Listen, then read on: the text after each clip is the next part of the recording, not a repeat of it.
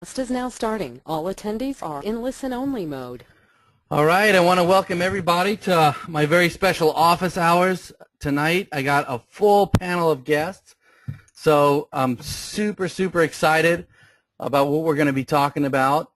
So just if you guys just give me a 1 in the question box so we know that you can hear us. All right, fantastic. Great, man. We got a lot of people piling in, so I'm super excited. We got Brian Williams, Carrie Duke, Dustin Newman, who's going to give us an awesome presentation on selling leads, Fletch, my good friend Fletch, and me. So we're going to be answering your questions. Hopefully, I got a couple people who want to come on, and they want to come on some hot seats, which means we're going to bring you live. You're going to tell us whatever issues you have or any questions you have, and we're going to answer it live. I mean, you got a panelist of people here who are making, over 5 figures a month, and this is where you want to be, and this is where you want to ask your questions. Now, there's been a lot of stuff going on in the Facebook group with this launch that's been going on, and I'm not going to spend a lot of time on this, but it's something I definitely want to cover because it's something we talk about a lot, kind of on promo webbies, not so much office hours, but it's something that's systemic with the internet marketing business. There's a lot of smoke and mirrors, meaning people are showing you one thing on one hand and doing something in the other, and they're not always. It's not always what you see is what you get. And there was recently a launch. He's putting on a launch. He kind of used OMG to get people over. It's not the fact that some guy's trying to teach people or has a product. Is what is the product? Is it something that's worth the money? Is it something that's going to get you where you want to go? Is it something that you don't already have here in OMG? I mean, the videos, it was a 4-video sales letter. This sales letter has been around probably about 3 years. A lot of people aren't even using it anymore. But it's a very kind of Frank Kern misdirection, a lot of hype where they get you hyped up like, you want that car, you want to picture yourself in that fancy car or doing what you want or spending time with your family. So it's a lot of emotion, like drawing on your emotion, wanting you to feel like, yes, I want that. And then he presents himself as the person who's going to give it to you, and, because he has the secret sauce, right? I mean, look, if you guys seen these videos of what I'm talking about, they're very professionally done. He's driving a fancy car. He's hanging out in buildings, I don't know, and he's got cool slides and graphics, and all I got are these pictures I took off the internet, right? But the difference is once you strip away all those graphics and strip away all this emotional stuff, what are you left with? What is it solid content? Is it going to get you where you want to go? See, the stuff you see in OMG, and it's something that happened to me when I first started, is like you want that instant money, you want that secret sauce, you want that key that's going to get you to the next level, and maybe you see the work that you have to do in from some of the videos, or maybe you've tried doing lead gen or client consulting and you've hit some obstacles. And then you see this guy, and he's got the answer, right? He's got a guy doing lead gen. He said making 45 grand in a week, right? And it's so sexy that you want it, but you end up getting something like that or getting involved in that, and then 2 months go by, you realize it's not even, there's nothing in it that was special. You're not getting the results you want, and now you're two months further away from your goal. So the thing is I want to keep you guys on the right path, and I know on my webinars I always talk about that staying on the path, staying focused. I brought some people on my Webby tonight that have stayed on the path. They have stayed focused, and we're going to talk a little bit about what it is and how to get there. And I just want to show you guys something. I mean, I want to in the box. How many people here are doing lead gen and have went out and tried to get clients, or have got people and sold their leads to? Just give me a 1 if you have, if you've done it. Right. Okay. So we got some people who have done it, and so now it is. I mean, you go out, you get clients, and you're going to get people that are going to want your leads. You're going to get some people that aren't going to want your leads. You know, I've had people where I've called up and I was sending them leads, and you know, I had one lady tell me she's going to sue me if I send her any more leads for free. Right? Some people are just strange. But then you find the right person that fits your leads, they buy them, you know, and you make good money. But the thing is you have to have the right expectation. And I was watching some of these videos, and it got me really upset. You know, I was talking to Cotton, and I don't get upset that much. I don't really care what other people are doing, but this got me upset because I've been there. I've seen these guys before. Brian Williams, who you guys will hear from, he's been there. He's seen this before, where these guys get up and they're offering programs, and they don't even really know what they're doing. And for example, there was an example given about a roofing contractor, how you can get $250 for a roofing contractor lead, and then you could turn that one lead into $1,000. Well, you know, I don't know how you're going to turn that one lead into $1,000, right? Well, you try to sell it to 4 different people, okay, at $250 a pop. I'm going to show you something. What this is this is a fee schedule. This is the fee schedule, and this is for Service Magic, and they changed their name. They're now Home Advisor, and this is the largest lead broker in the United States, or probably the world. It's $1 billion company. Okay, so if you're talking to any contractor, they're going to heard of Service Magic or Home Advisor, and a lot of times, you know, they probably have bought leads from them in the past. And what Service Magic does is they get a lead, and they sell it to, I think, 4 or 5 contractors. So if we go down and we look at what their roofing leads are, so for a full roofing install, they're selling their leads between $55 and $70. Okay, that's for a full lead. So say if they turn around, they sell this lead to 4 contractors, you know, what are they making for these leads? $280, right? And they're selling these leads to 4 contractors. If they can get, it's more like they're probably going to get 55. Now that's for a full roof install. If we go down here, look at this, you got roof repair, right? They're selling for $12, $15. So if you put up a site on roofing, what's the keyword? It's roofing, roofing repair. So some of those leads are going to be for roof repair. And so to say that you're going to get $1,000 for a roofing lead, I mean, if he does it, that's awesome. But the reality of it is, you'll probably get good money. Maybe you'll get 70, 80, $100 for that lead if you're sending it directly to the person. But there's a realistic mindset you have to have, because if you go in there with this wild mindset that you're going to go and make 40 grand in 2 weeks or 9 grand, all by just doing these secret little things, you're going to get discouraged, and you're going to quit, or you're going to think you're doing something wrong. Okay, I have one lead gen site right now making $30,000+ a month.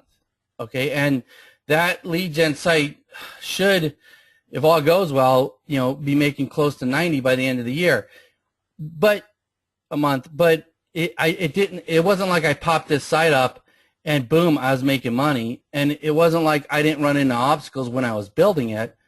But I stayed the course. I built it. I built tons of lead gen sites. That's not my only one. But it's through keeping with it, sticking with it. That was what I was doing. I stayed focused on it, and I kept going. I took my no's and I found my yeses. I had obstacles. I found ways around them. It's just the way you go. This internet business is a business, and you gotta view it, as a business. So I don't know. That's kind of my rant. I just want to talk about, because it's something that you guys have inside OMG. There's so much.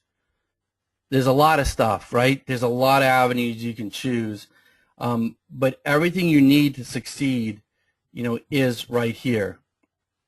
So, so that's it. So what I want to do is, I got some questions people sent in, but I just want to bring in a few people, and they're going to talk a little bit about, their experience, what they've done. And if you guys have any questions, you could throw them in the box right here.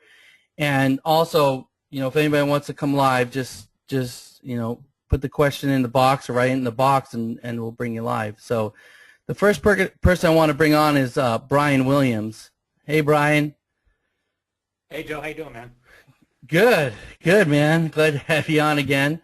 Glad to be here. Yeah, many of you guys know that Brian and myself have known each other for a long time. We've done a lot together. Brian has done a lot of seminars. He's rubbed shoulders with a lot of these gurus. So what's your take on it, Brian? Well, I've had a lot of good meals with these guys. In a lot of fancy places. Yeah, I mean, look, the reality is that, call them gurus or whatever, no one's making money at this business unless they're working and following a system consistently. And I am known for telling people, look, follow the path and follow the system and stay focused well into when you're bored of it, and then keep doing it. Because that's what's going to make you money. If you look at any business, even outside of our industry here, they're focused, and they're staying a very specific course, and they're following a very specific pattern of repetition that just works. And if you can look at any business, and the businesses that are making money, are basically following a formula. Some are really formalized, right? Like a franchise, like McDonald's, right? And it hasn't changed in forever. And others are less formalized, but they're still following a process, like Nike's shoe, right? They come out with new shoes that are different and upgraded, but it's still basically the same formula. And it's quite candidly kind of boring, but it's really profitable. So, pick the formula, pick the path, pick the strategy, pick the focus inside of OMG that suits you. Whether it's lead generation, local client consulting, Amazon sales, affiliate marketing, whatever you want to focus on and win at, pick it. You've got the tools, you've got the training, you've certainly got the support, and don't let off. Just put your nose into the grindstone, the proverbial grindstone, and whether you do it for a month and you live, breathe, and die 18 hours a day fighting the fight, or whether you do it 4 hours a day for 2 years, just don't let off. Just keep going and keep coming out, asking for help when you need it, and keep knocking down the walls when they appear, and it will work. But don't fall for some picture of some dude driving a rented Lamborghini parked in front of a mansion that he doesn't own. Exactly. And we've seen lots of that. I mean, I listen, I've been there, and I remember I was at some event, and I spoke at it, and I was talking to someone who was up on the podium, and he gave some presentation on local marketing, and I'm like, how do you get that to work? I'm like, because it just doesn't seem like it's going to work to me, because I've been there talking to clients. He's like, oh, I've never done it. It just sounded good, and so I put this presentation in it. So it's like, oh god, you don't ever know like what's behind it. So, and look, I'll tell you, I'm not going to mention names because that would be dumb. But look, like Joe had mentioned, I was on the event circuit, with a lot of these, I guess we'll call them gurus, for quite a while, and I literally would be in the back of the room with these guys with our laptops, and they were putting together their presentations, honestly, moments before they were going up on stage, and there was really very little thought, if any, but they were just really good presenters. And so the audience was like, wow, standing ovation. And it's like, come on, and the amount of times I was asked, like on the fly, hey, can you fill in for so-and-so? He's, out, whatever, at a meeting, he's going to be late. Can you fill in and come up with something? I'm like, whoa, what? And it's just like, it's just silly, so you've got to, and part of the reason, in fact, the big reason why I no longer do any of that is because of that. I saw I was a part of it. I was on the inside. I was like, this is baloney. I'm not a snake oil salesperson. I can't do it. So, I even went on stage once. I remember, and I was showing pictures of my car and pictures of my house and pictures of the people that I hang out with. And I had a picture of my minivan. I had a picture of me and my wife and kids, and a picture of my suburban house I lived in. I'm like, so this is where I live, and this is what I drive. And if I showed you the picture of my other car, it'd be a truck, because I'm a scoutmaster and I need my truck to haul gear and scouts back and forth up mountains. So those are my vehicles, and this is my life. So if you can relate to this, great, stick around. If you're looking for the Lamborghini and the mansion, I'm not your guy. So, but that's so it's just silly, honestly. No, yeah, it is, and so like Paul D said, snake oil salesman. That's right. Carrie H says OMG came across like this too, and you really don't know until you spend a bunch of money to find out. Well, I mean, to Carrie, the difference between OMG, I think, is when we get on webinars, and I'll bring Fletch on too. Fletch, you could hop on anytime. Let me unmute you. But a lot of times when we're talking to people, I mean, we're bringing on people who are really making money. There's not a lot of fancy sales graphics things on it, and a lot of times we talk about strategies and even give strategies away. So, I mean, what do you think about that? And just I'm gonna let someone else talk. I'll end my opening with I'm working intimately with a few people within OMG right now that are just making their going to start making their first dollars and all that. And look, and I told them before, I would work with them. You got to commit, man. You got to, Joe will tell you this, right? Because this is what I told Joe in the early days: is you got to do what I tell you to do and nothing else, and put blinders on and stay focused. And if you do that, and you do it long enough, and you work at it, it will work. Period. But if you don't, and if you get distracted, or if you if you just sit there and dream about being in the big house, the big car, it's just not going to happen. It doesn't happen through osmosis. So put your nose in that grindstone, stay with it. Don't be afraid to get stumble. Don't be afraid to stumble. There's so many people here to help. What I love about OMG, there's so many people here to help catch you and help and support you. So and there's 4 others on this call with us right now. So let's hear what they got to say.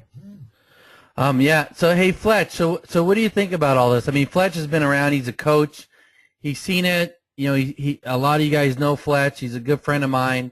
I wanted him on because I wanted his opinion on all this. So what do you think, Fletch?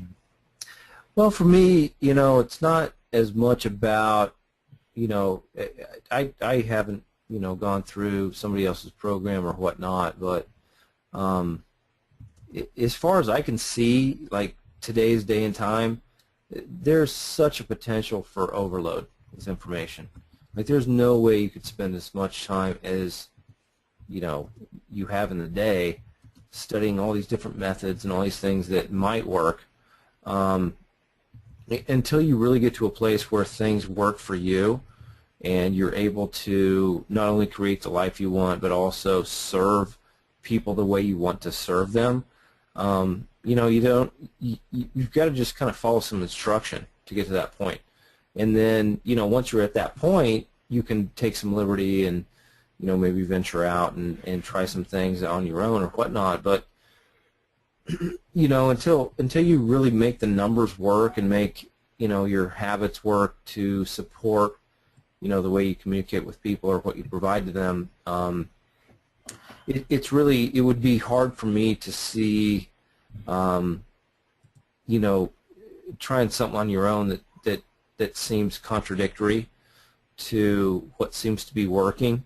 The whole thing with OMG and being kind of laid out and designed by David Mills, law of implication, all that kind of thing, is that this is really based on what's working, and kind of the antithesis of learn by association type stuff, which is, oh yeah, I did this thing and it seemed to work, so I'll create this entire program about it, and it might work for some people, it might not work for some people. What we have, and especially Joe and I, we have a good portion of our business that's based on selling leads and making money, transactionally through phone calls or email submissions or whatever.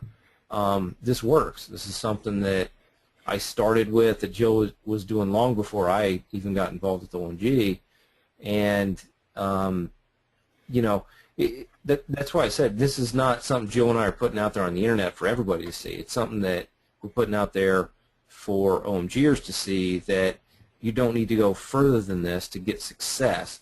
That doesn't mean you need to stop or not look in other places to figure out little nuances or this or that or the other. But until you really made it work, it just focus on what we know works every time, and get to that point where you can provide a service to your customers, your clients, to your family, and you're stable. And then if you want to find some other nuances or this, that, or the other, you can do that then. Yeah. I mean, I couldn't say it any better than that. And too, I mean, and that's why we have these office hours, and that's how we have all of this, is because it's being invested in your success, and as a community, people, you have other OMGers that are going to help you. It's really, like, for me, I've been at this a long time, and I've never been a part of anything like this. I could have put out my own courses. I've had people ask me to put my own courses out, and I never did, because I didn't want to. I don't know. It just didn't fit. Where this, for me, it fits. Because I love that's community. So what I want to do is, I got a couple people on, a couple more people on, but I want to hit some of these questions first, and then I want to bring Dustin on, and he's got a really awesome presentation prepared for us. So I'm just going to go through here and get a couple of these questions.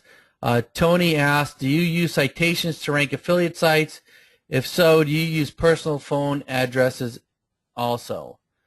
I don't know, anyone could chime in on this. It depends on what the affiliate site is for. If you're trying to do something local, then I would use citations. But if you're just trying to do something like weight loss, I don't know how well citations are going to help you, if that was the question. Let's see. Ben Yankowitz asks, can you point us to the videos in OMG on how to structure a money site for lead gen? I have seen your recent Facebook post where you mentioned that you have 30 or so pages with unique content. Are they broken down by city? Do you use a silo structure? If so, do you use TLKT for keywords and some other processes? Thank you. Let me see. So that post I was talking about, I was talking about one of my lead gen sites. And the way I set it up is I have each city, main city, whether it be San Diego, Dallas, San Francisco, has its own page. And it's unique. It's unique content. I do silo it. Underneath that silo is subpages that are related keywords. And it's very technical what I do, and I'm going to show you right now how I find my keywords. I mean, I do keyword research, and TLKT is a good tool, but a lot of times, you know, I'll do something like this because Google is going to tell you, I don't know if plumbing is the right word for it. Let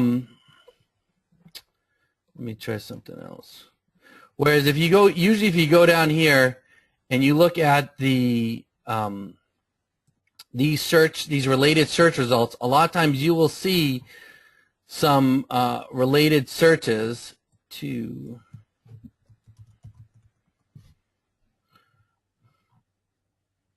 so see if we put in dentist, we see people who are searching dentist, also search emergency dentist, pediatric dentist, low-cost dentist, cheap dentist, dentist San Diego, no insurance. So, you know, I'll dig deep. Maybe I'll put emergency dentist in here, and I'll see what else pops up. You know, if I know it's a dentist, maybe I'll put cosmetic dentist, and I'll see what other related terms pop up. And then I'll take these related terms, and I'll stick them in the Google Keyword Planner. I'll see what kind of traffic they get, and then I'll drill down those even more. So what I try to do is when I try to find those related keywords is I just try to mimic what people are searching.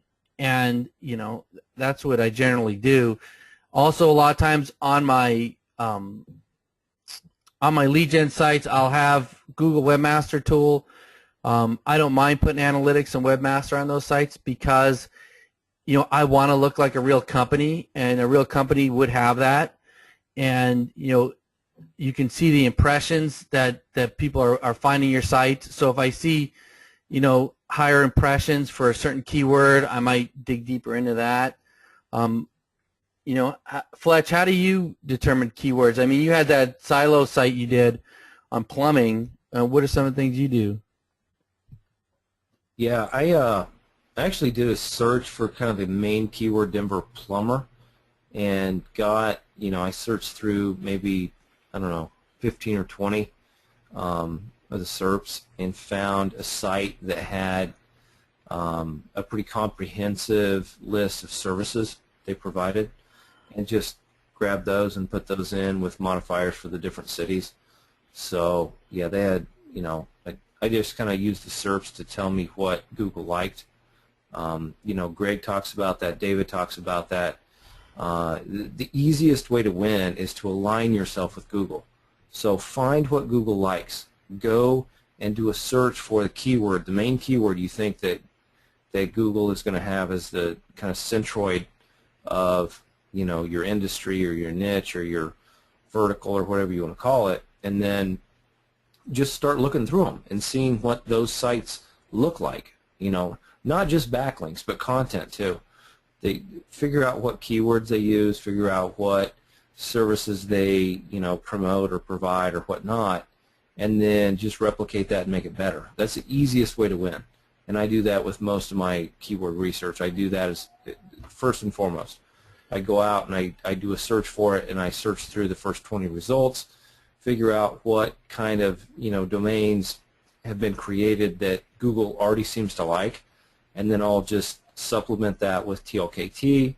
I'll supplement that with the suggestions that Google provides, and then, you know, just kind of go from there. So you know, it doesn't, you don't have to like go to a great deal of, you know, scientific, you know, extrapolation. You just do a search and see what the rest of the domains that are already winning are doing, and then beat them.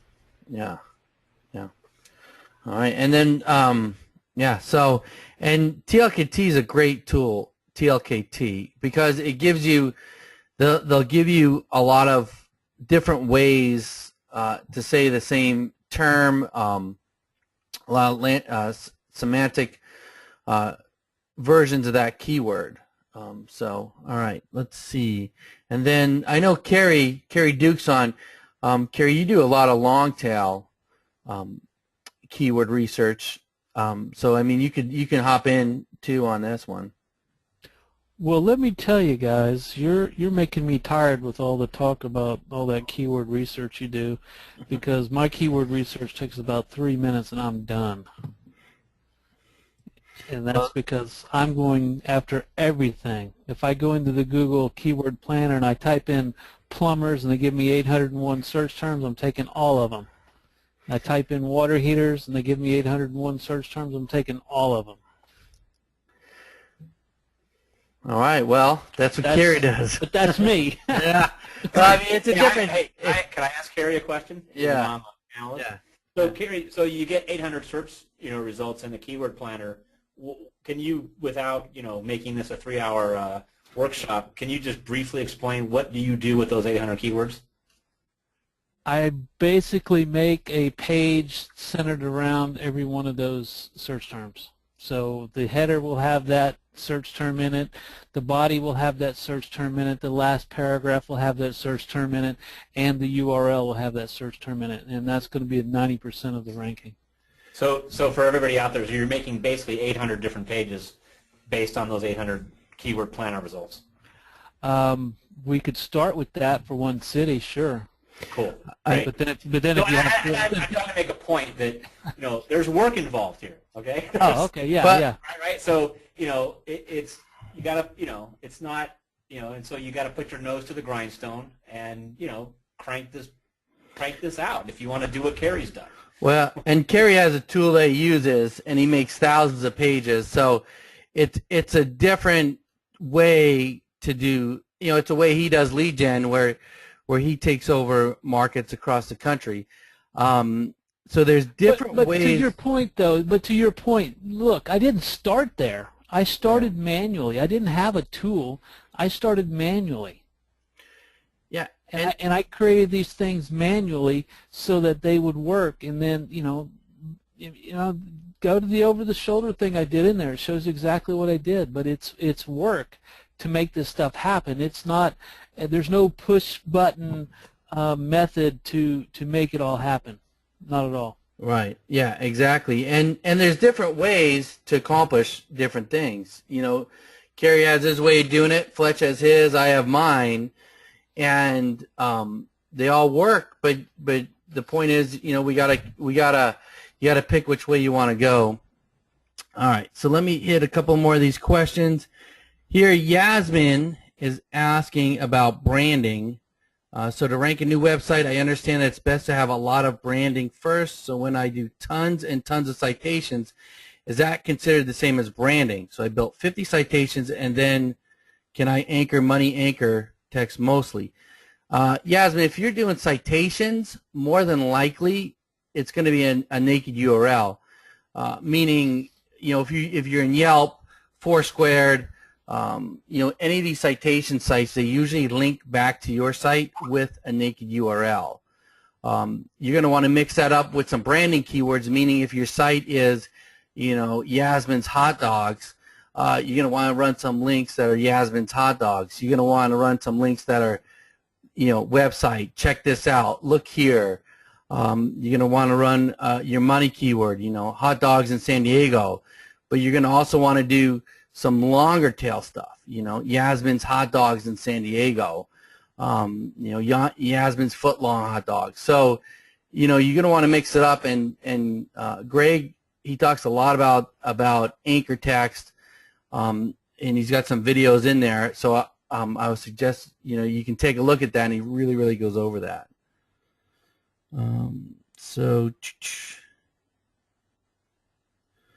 All right, so another question here is, if an internal page gets a penguin penalty, does the whole domain get a penalty? If not, can I redirect that page to another page which I make? I mean, listen, if an internal page gets a penguin penalty, I'm not an expert on penguin penalties. I would imagine that your whole domain is going to get penalized unless someone else knows something different on the panel, but I mean, that's my take on that one. And all right, so Norman Ho says on that, Joe, it just depends. Oh, all right. What is it? Are you Was there, it? Joe? Yeah. I just wanted to say a couple more things on that. It really depends. It depends on the nature of the penalty. It depends on if that subfolder, subdirectory is on the main domain or the subdomain. There's a couple things that come into play there. So. All right. Yeah, he was saying his internal pages. Yeah. So it depends on, when you talk about, you have to be really specific with terminology on domain, subdomain, subdirectory, subfolder, subpage. All those things have different meanings. So, if I've driven penalties to a subdomain that did not affect the main domain. I've driven penalties to, subdirectories that didn't affect the main directory. But it depends on how things are interlinked on your entire domain. All right. As to whether or not that will propagate throughout the whole thing. All right. So, all right. So there you go. And so next is Norman. He says, I'm just getting started with OMG. I'm new to SEO and have no clients. I want to make money quickly and debating whether to go after clients or to pay per lead. Which one should I go after? All right. So Norman, if you want to make money quickly, I mean, and other people could jump in. This is my opinion. Is client consulting. If you go out, you get a client, you're gonna get paid pretty quick. A lot of times, you can ask up front for money to build their website, and build out their campaign, and then so when you're buying PBNs and getting tools you need, they're kind of paying for that, and then also you get monthly income coming in. Now you're working for a client, so it's definitely different. But for me, it's the fastest way to make money. Lead gen, you can make money, but you have to remember, you're gonna put a site up. You're going to get the site ranked. You're going to get content for that site. If you're going to make videos, you got to get those videos. You got to track the calls, and you got to sell the leads. So it could be a longer process. Hey, Joe. Yeah. Can I add on that? When you Yeah. do a project for lead gen, my hitting ratio is about 3 out of 10. So you're going to have some learning curve and some failures before you get the one that wins. So you need to factor that in as well for lead gen. Yeah, exactly. And yeah, so I think it's a longer term play. So I don't know. I mean, Carrie, you have some regular clients too, right? Or you just Absolutely. Yeah. The regular SEO jobs, that's probably 50% of my income, but I want more straight lead gen. But it takes time to really develop that out, and I've been doing this over 5 years. But those good projects, it takes a while to get those developed, and then you have to fight competition, and they go up, they go down. There's all kinds of challenges. I've done the same thing, right? I started when I started making money, like when I first started, I was doing affiliate, all kinds of stuff. I made money as soon as I started doing client consulting. I made a lot of money. I didn't love it, but I was making good money at it. I wanted to do lead gen, so I built up my lead gen business. But having clients paid my bills. Having clients helped me pay web designers to build my lead gen sites. I had my outsourcers set up. I had my whole system set up. So I'm doing client fulfillment. If I want to pop a lead gen site up, I have everybody there. So it's just like I brought on another client. My web guy makes the website. My content guy makes the content. My girl does my citations, My video guy does my videos. And so it just fit into the system, but I wasn't like stressed. I wasn't strapped like, man, I need to make my rent. I need to make money right now. And because I had that money coming in. And, with client consulting, I mean, if you went out there, there's people making money within 30, 60 days making, 10, 20 grand a month. I'm not saying that's what's going to happen to you, but it's a quicker way, I see, to the money. I would agree with that. Yeah. And And on that, I want to bring on Dustin, because Dustin is actually was doing client consulting, and he's also doing lead gen. Hey, Dustin. Hey, Joe. How's it going? Good, good. I got to talk with Dustin yesterday, man, and he is one sharp guy. He's got his act together. I really like the sales approach. What I want to do is I want everyone to welcome Dustin, because I haven't had him on before. So maybe give us a 1 if you guys want. Actually, why don't we do this? I'm not a big hashtag guy, but in the spirit of hashtags, why don't we do a hashtag? Let's hear it, Dustin, in the Facebook group. So Dustin's got a presentation for us, but we're not going to do it until we get some hashtags here. So let's see what we can get. We can get built. Let's see what we can get here if we can get some hashtags going. I'm going to be trending on Facebook. Yeah. So, all right. So people are putting the hashtags in the question box. You got to go to Facebook and put it in the Facebook group. Here we go. All right. We're starting to get some. Let's get some more there. So while we're waiting on those hashtags, Dustin, just tell everyone a little bit about yourself. Introduce yourself here. Yeah. So I've been in this space for probably 3 or 4 years now, and I say that it might actually be longer at this point.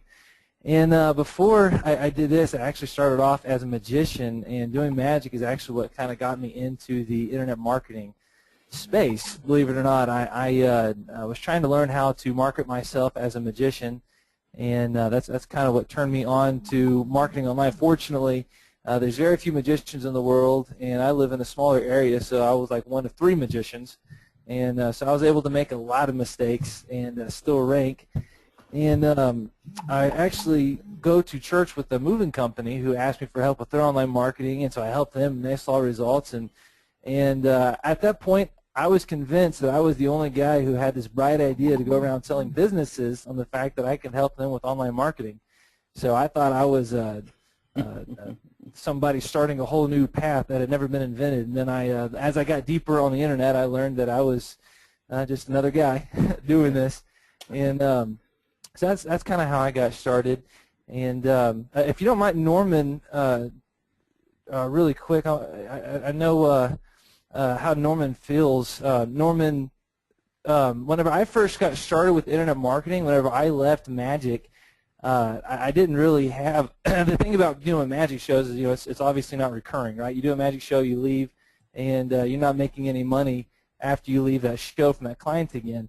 And I had pretty much, once I decided I wanted to do this internet marketing thing, I had left magic aside, and it took me a long time. I didn't know about selling to small businesses, and it took me a long time to finally learn how to make money. And actually, my first breakthrough was my bank account literally hit negative, and it was charged a penalty from the bank, and that's when I was freaking out, and my girlfriend at the time was pretty ticked off at me.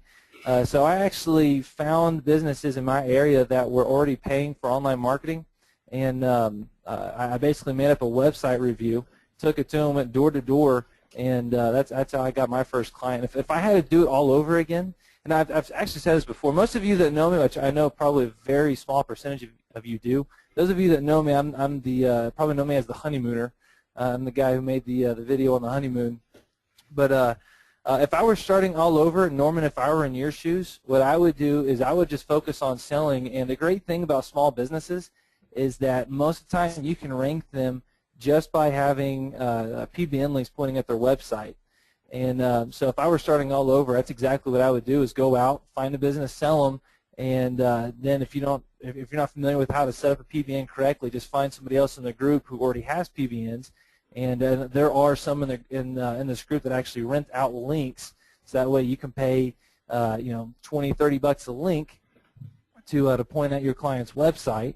And for most local businesses, it's only going to take 5 to 10 links, and you can sell them at $1,000 a month, and your cost is going to be very minimal. So if I was starting over again, that's exactly what I would do.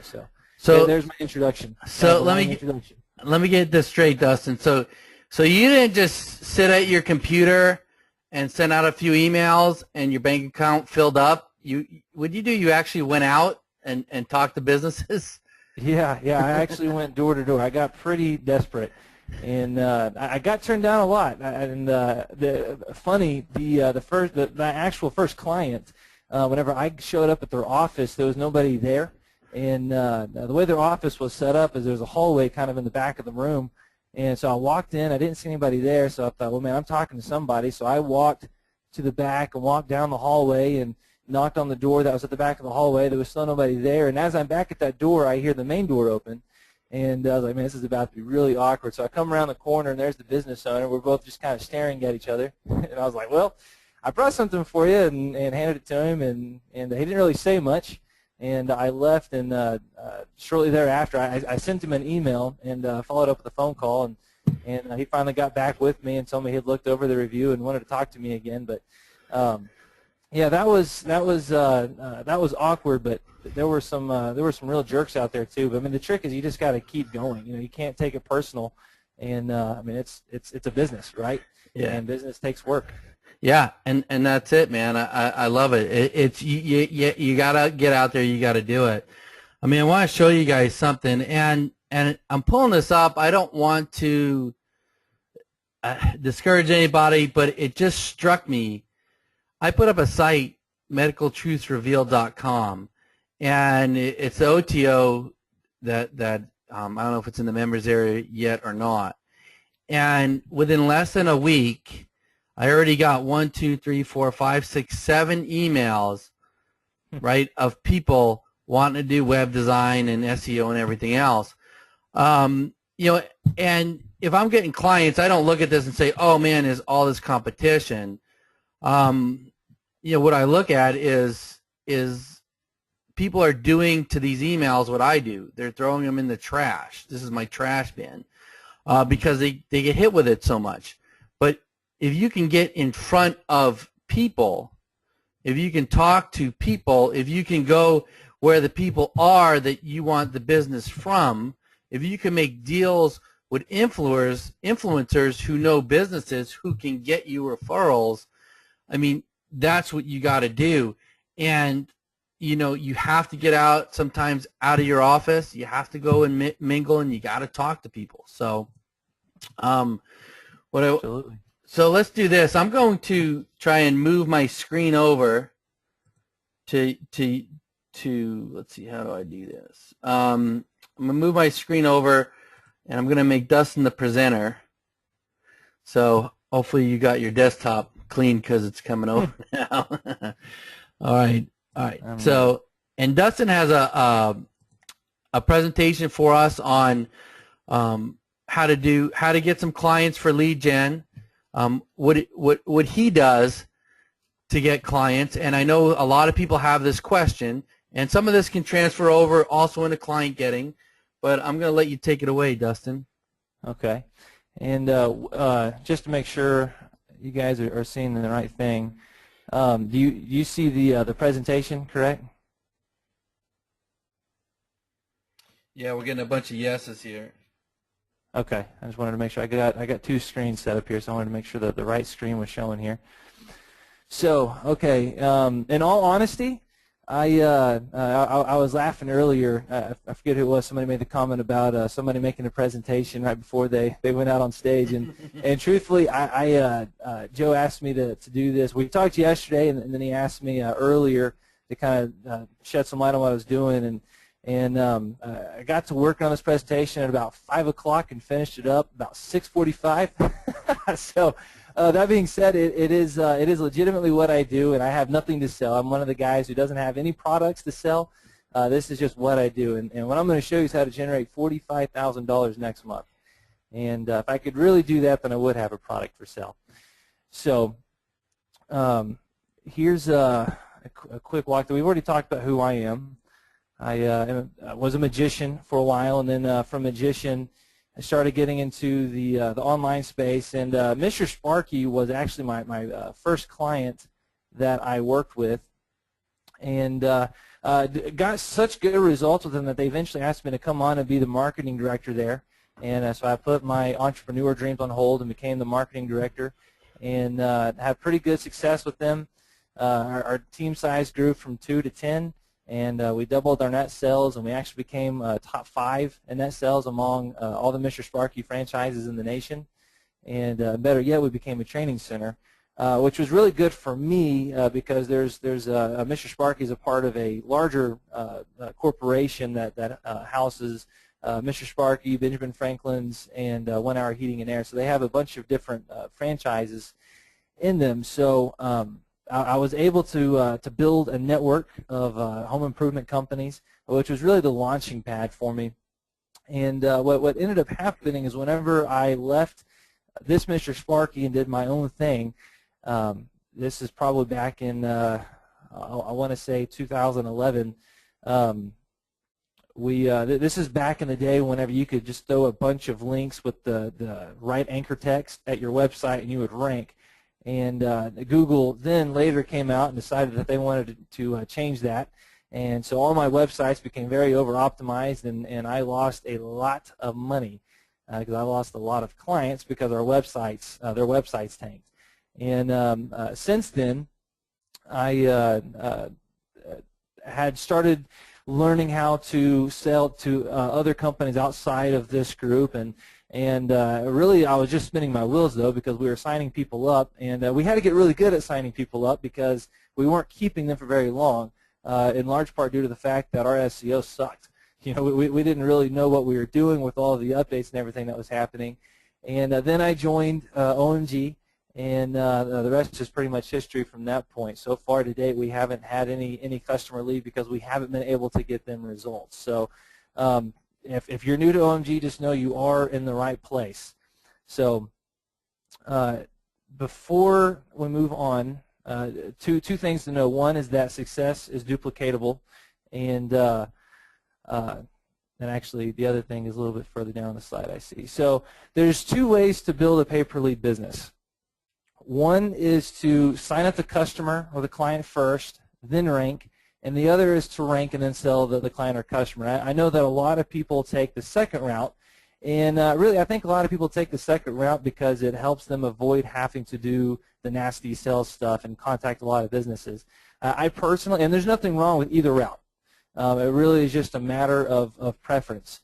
Me personally, I like Route 1, and the reason why is because in the past I had set up a website that I was going to try to do pay-per-lead with, and got it ranking, got it generating phone calls, and I was never able to sell it.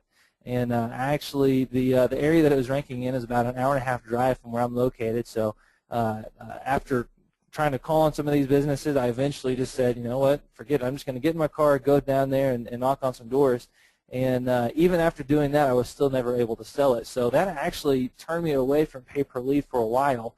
And just recently have kind of got back into it. I'm taking a little bit of a different approach that for me personally, have found works better, and that is to sign up the customer first, then rank. And for me personally, it's helped save a lot of time in trying to build a website, rank it, and then not be able to sell it. And but really, I think if I were to go back in time, I could probably sell it better now. Now that I have a little bit more of a firm grasp of sales. So what I'm going to do with this presentation is spend more time on the first way of doing this, signing up the client, then ranking. And then at the end, I'll also talk about number 2, because number 2 really also goes into the strategy that I would use for number 2 really ties into what I do for getting recurring contracts. So route number 1, the first thing that I can't recommend highly enough is to choose a niche. Pick an industry that you want to go into, and then create a brand around that.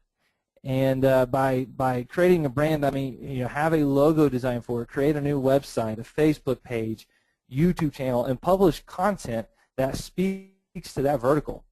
So for example, if you wanted to sell leads to insurance companies, then you should have a brand name that lets people know that you work with insurance companies. You should have a website that lets people know that you work with insurance companies. Your Facebook page, your YouTube channel, and don't be afraid to create videos with you on the screen. Most people that are authority that you view as an authority, even people inside of OMG, you view them as being an authority simply because you hear them speak. You hear them all the time. So we can use that same concept when selling to small businesses. But the trick is that we're not going to depend simply on content marketing, or some people call it attraction marketing, to drive our sales. Unfortunately, you might find that you might get some sales, just by having all that stuff out there, but it's not a predictable way of growing your business. And really having a predictable way of growing your business will give you peace of mind, because if you learn, if you do X and X and X will equal X amount of sales, then you can know whatever happens in your business, you can always turn back and to those numbers and make that happen. So before I go into what X and X and X looks like, I do want to take a second and reiterate what everybody else has already said, and that is that this takes work. It takes some serious work. There's no easy button, and honestly, most people on this call are more than likely not going to take anything that I said and apply it. And well, I say that's true for most groups. This is a very unique group in that, strangely, most people do actually apply what's taught here. So you guys might prove me wrong might prove the stats wrong. So here's how it looks. This is what I do. And first, the difference between selling leads versus selling recurring contracts, for me personally, has been that selling recurring contracts takes more work. And it's not necessarily a bad thing, but it's generally a longer sales process, because you're asking the customer to have more faith in you to deliver, versus whenever you're selling leads, you're kind of alleviating some of that pressure. So because of that, in my case, I've actually found that I'm able to sign up customers not only faster, but at a much affordable rate as well. And this is how we do it. We generally find an area that we want to go into, and we then get a local area code. So whenever I talk about an area, so we work a lot with home improvement companies, clearly with a Mr. Sparky example. So what we'll do is we'll select an area and give it about a 20 to probably a max of 40-mile radius, and that's basically our target area. We'll then get a local area code, and we'll try to find one of the larger cities to that area to use that as our area code, and then we generate a list. And this has probably been one of the biggest reasons why my team has had so much success with selling this stuff, is because we've gotten really good at matching our scripts, our call scripts, with our lists. And what we're doing right now, what's working incredibly well, is it's incredibly simple, is just finding businesses who are already paying for leads. And as was shown earlier with the Home Advisor, it's very easy to find businesses that are working with Home Advisor. As a matter of fact, there are scraping tools out there you can use, or you can just go to Home Advisor and find the different businesses in that area. And so whenever you find them, that they're already accustomed to the idea of paying for leads. And then get a script ready, because what we're going to be doing is we're going to be doing hard work and stuff that's not fun, but we're actually going to be calling these people. And practice the scripts. I'm kind of fortunate, I feel, whenever it comes to this, because I was a magician for a while, and the show was very scripted, and I had to learn how to use a script without making it sound rehearsed. And so whenever you're using a script, try not to sound robotic, and then also make sure you don't sound like a salesperson.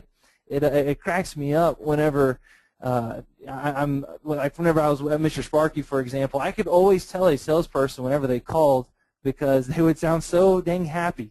And instead of doing that whenever you call, just try to be very, I don't want to say monotone, but almost like you're talking to a friend, not that you're trying to make a sell. And here is the script formula. It's very simple. And this is what it looks like. Whenever we give them a call, we'll say something along these lines. Hey, I noticed you're working with Home Advisor. How's that working for you?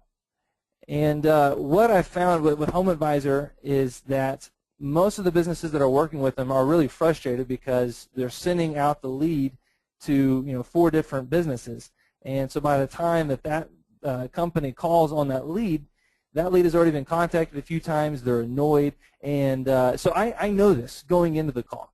And I know that they're more than likely going to tell me that. And because of the way I'm using the script here, you'll notice I'm not saying who I am. I'm not saying I'm with the company. I'm not even asking for the owner. Because what I found with doing this is that probably 70% of the time, if not more, if you're not talking to the right person, they will get you in touch with the right person. Versus if you call and say, hey, I'm looking for the marketing person, they're going to ask you, okay, what is this about? And at that point, you're kind of giving it away that you are a marketing person. Whereas with this, seriously, the vast majority of the time, they're going to tell you, you know what, hang on one second, that's not something that I do, let me connect you to the right person. And then even whenever I'm talking to the business owner, a lot of times they will open up right off the bat and let me, as a matter of fact, I even had one business owner that I called and talked to, and literally his response, it almost shocked me right off the gate, was, it sucks. It sucks. Let me tell you, it sucks. And I knew right then I had him. You know, I was like, oh, this is going to be easy. And it's because most of the time whenever you're using this as an opening line, they think that you're a peer in the industry. You know, they don't know that you're calling to sell them. So even if you're not using Home Advisor, if you're finding other businesses that are paying for leads and you find which company that they're using, then learn what the common frustration is with that company. For example, I've got an insurance client who's worked with lead brokers in the insurance realm, and their frustration is that a lot of the leads that they get are 2 years old, and so typically each company that's paying for a lead broker is going to have a frustration with that lead firm that they're using. So if find out what those common frustrations are, and then make sure to point that out even if they don't. So whenever I call somebody and I say, hey, I noticed you're working with Home Advisor, how's that working for you? If they say, oh, it's working okay, or it's not, whatever, then I will let them know. Yeah, hey, well, the reason why I'm calling is because we've had some experience with them, and we've been pretty frustrated because whenever whenever we call back on the lead, they've been contacted a few times already. And so have you experienced that frustration? And so kind of remind them of that frustration. The next part is to let them know that you have a similar program, but it's also very different. And the reason for this line is that it really covers people who like and dislike the lead provider. So with Home Advisor, what I've found is that most of the people don't actually like it, and why they stay with them, I don't really know. I was talking to one guy, and he told me that they just break even. And so I guess it makes them feel like they're putting some marketing dollars to use. But occasionally I will run across somebody that actually does like working with them. And that's the reason why I say our program is similar, because if they like it, great. But then I also say that it's also very different. Because for the person that doesn't like it, it's letting them know that, hey, obviously they signed up with Home Advisor because they liked the idea of buying leads. But since most people aren't crazy about it, whenever I say that it's also very different, it's letting them know that, hey, maybe this guy has something to offer. And then I end it by saying, hey, look, I know I caught you off guard, so I'd like to get 15 minutes on your calendar later this week. And the reason why I do that is because I really did catch them off guard. As Joe was showing earlier with all the emails that he gets, look, these people are getting phone calls all the time from salespeople, all the time. So if you're calling somebody and you're just trying to sell them, then you're going to have a tough road ahead. So what I like to do is just try to get a 15-minute time slot on their calendar. And what I've found is that generally if I can get that 15-minute spot on their calendar, they go into the call more receptive to be sold. Occasionally, if they'll show a lot of interest and we can get them right then and there, but that happens very seldomly. And I've even had times whenever somebody seemed very interested, and by the time we got to the point where we're asking for the credit card and we're ready to move ahead, they kind of get a little hesitant. And I think the reason for that, I don't really know, but if I had to guess, I think the reason for that is simply because it's a spur-of-the-moment deal, and a lot of people can get worried making business decisions on spur of the moment. It's one of those people talk about sales. You got the people buying with their brain or people buying with their heart. The sexy sell versus the logical sell. It's very hard to make a logical sell, and what we're offering is very logical. logical, and unless if you can make it seem very sexy and they're ready to buy right then and there, if you can make it seem like that Lamborghini, then they'll buy it. But oftentimes they'll get really hesitant with investing in their business. They're more likely to buy a boat on the spur of a moment. I hope that part makes sense. So, and Joe, if I'm rushing through any of this, feel free to stop me at any time. I know I think you're doing some of this stuff pretty fast. Yeah, no, I think you're doing good. You're keeping a good pace. And guys, man, really take this in. This is like some stuff you're not going to just hear or anywhere. So I mean, this is a guy who knows how to sell. This is a guy who sells, who makes money. So no, man, I'm loving it. So just keep on going. All right, perfect. Which, by the way, everybody's on this call. I got to say, I'm impressed. I'm curious to know who's got March Madness going on right now and is got their computer screen pulled up next to them. I know my Hogs play at 9 o'clock, so and my bracket is completely busted. I don't know if anybody else's bracket. My bracket is. I don't even know why I bother filling those things out, man. Yeah, my bracket is toast. So, okay. So some final notes about all of that is make sure to use a CRM to keep track of meetings and notes. I like to use Pipedrive, and you can actually get a free 6-month trial with Pipedrive. The coupon code is Student Solo. I'll put that in right here.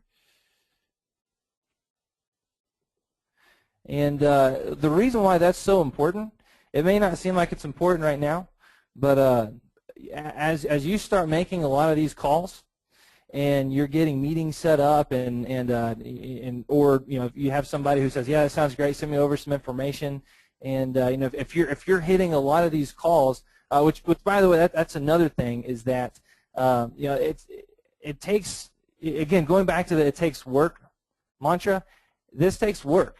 My team occasionally will make over, literally sometimes hundreds of calls in a single day following up with people, especially if we're just doing cold calling. If we're not following up on people and we're just making straight cold calls, it's very common for us to burn through a lot of calls in a day. And again, part of the reason for that is because people hear from salespeople all the time, and so really what you're trying to do is find the person that's interested.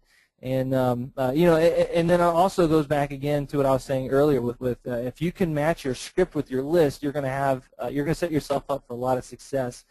But as you're setting all this stuff up, as you're getting all this stuff going in motion, it's so critical to have a program like Pipedrive, because if you're not familiar with Pipedrive, what it does is as you let's say I talk with Joe today, and he says, yeah, you know what, I'm interested. Let's set a meeting for next Tuesday at 3 p.m.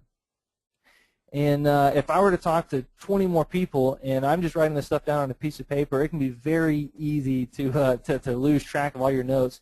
But with a program like Pipedrive, I can simply put it in Pipedrive and forget about it, because what it'll do is whenever you log in, it'll show you all the activities you have for that day. So it makes it really easy to kind of keep in track of all the activities that you need to be doing. And again, I don't see how you can grow a business without it. If sales is really your focus, I know everybody has their different methods, but if hitting sales like this is your focus, it's almost imperative to have something like that. Also, whenever you're making these calls, be prepared for 2 to 3 objections. It's okay to lie to a salesperson, right? The old grandma who's the nicest person in the world will lie to a salesperson to get them off the phone. So you're going to face objections. Somebody would say that they're too busy, or that they're not interested. Be prepared for that and have scripts ready to go for that. And hey, you're going to face those. You're going to have to fight through those. Hey, Dustin, I'm sorry to interrupt you. Mm-hmm. I just wanted one thing, man. I know you're getting through, and this is such awesome stuff. I mean, I just want to get a census here. You guys liking this? You want Dustin to continue, or should I just go on to something else? Give me a 1 if you want to hear more or two. Yeah, love it. So yeah, man, this is just absolute gold. I mean, I can't believe it. What I want you guys to do is just go in the Facebook group. I want you to type in Dustin Magic. Let's do hashtag Dustin Magic, because he's a magician, you know, and he's dropping some magic right now. I mean, I'm gonna take this recording, man. I'm gonna show some of my salespeople this stuff. This is awesome stuff, man. So guys, you're on here. Pay attention. I want some hashtags Dustin Magic. All right, I'll let you keep going, Dustin. Awesome, man. I appreciate it. All right, so and then after that, you know, don't stop after the first 10 no's. You know, really the first couple of no's that you get are going to be the hardest ones. And what you'll find is if you can push past those, you'll eventually learn that whenever somebody hangs up on you or you know, whatever happens, you'll find that you're fine. Nothing happened to you. Your family's still okay. Your health is still okay. You're completely fine. And you know, I heard a really, I wish I had made this up myself, but I didn't. I forget who coined it, but somebody said something along the lines of your success is equal to your failure quotient, simply meaning that the more you're willing to fail, the more you're willing to fail, the more you're going to have success. And you know, the same is true in sales. You know, the more that you're willing to hear no, the more that you're willing to push past that, the sooner you're going to find something that works. You know, even with using a script, I guarantee you that the script that we're using right now was not our initial script. You know, it took a lot of phone calls. It took, you know, going through a lot of different lists for us to find something that worked for us. And so, you know, whenever you're doing this, don't stop at after your first 10 no's. Even if you get a yes. Even if you get a yes, don't stop. Keep going. Keep pushing that. And you know, that's something else that a lot of I see so many people make this mistake, where you know they will put all their eggs in one basket on a potential for one sale, where you know they'll get somebody that says yes, they're interested, so they'll get the meeting set up, and then what happens is they'll put so much energy into this one sale that if it falls through, they're now back at ground zero. And you know, that can be killer. So you know, if sales is your focus, it's so important that you're pushing through this and making it a daily habit. You know, continually filling that pipeline, getting interested people, getting those meetings set up, and pushing past rejection. And going back to the phone call part, you'll notice that we don't actually mention that we're doing SEO, and the reason for that is because they don't care, and honestly, they get so many calls about SEO, it's not even funny. So what we're really hitting on is we're trying to relate to them something that they've already purchased. So if they're already buying leads, we're trying to relate more to the leads versus to their desire for SEO. And something else, you know, if you're in an industry where people aren't paying for leads, or you know, there's not a lot of people paying for leads, you can really take the same script and adapt it to something else that they're doing. You know, for example, Yellow Pages. So many people are in Yellow Pages, so you know, you can use the same base script and say, hey, I noticed you're working with Yellow Pages. How's that working for you? And you know, you then have to adjust your lines following that to make it, you know, what you're providing relate to that. You know, as in terms of selling leads. And it's actually something that we're currently doing right now, you know, just to help give us, you know, more leads in a particular area, is we're actually going after Yellow Pages people. So, and the script, the line that we're using right now is something along the lines of, you know, the same opening. Hey, I saw you working with Yellow Pages. How's that working for you? You know, they'll say whatever. Most people aren't happy with it. Honestly, most people don't know how it's working for them. And that's whenever we'll say, you know, hey, that's exactly the reason why we're calling, is because most people don't know how the Yellow Pages is working for them. And so we have started a program that's very similar but also very different to Yellow Pages, in that you can actually see what you're paying for in advance. And look, I know I caught you off guard, and so that's kind of the general idea. So you can see how I tied the two together there. And then finally, take care of the customer. It's another thing that blows my mind that I see a lot in this industry, is how I think there's a perceived notion that it's okay to treat a customer like they're lucky to have you, And the problem is there are so many other people selling to your customer that, you know, even if you're providing a good product, people buy from people that they like, know, and trust, right? We all know that. So even if you're providing a good product, even if you're ranking them, look, if they never hear from you, if you're never, if you're not doing stuff to keep them happy, something more shiny is going to come along and get their attention. You know, and this is actually a great tie-in to the reason why we're on this call to begin with, is because, you know, what you have in OMG works. I mean, it's worked for me, it's worked for Joe, it's worked for Kay, you know, it's worked for all these people on this call. Yet somebody else comes out with a new shiny object, and look how many people are flocking to it. Even though they know that this works, there's probably people in this group that might end up buying this product, even though this works. So it's the same thing in this industry. Whenever you're selling to customers, even if you're providing a good product, if somebody else comes along, it's very possible that they can steal them away.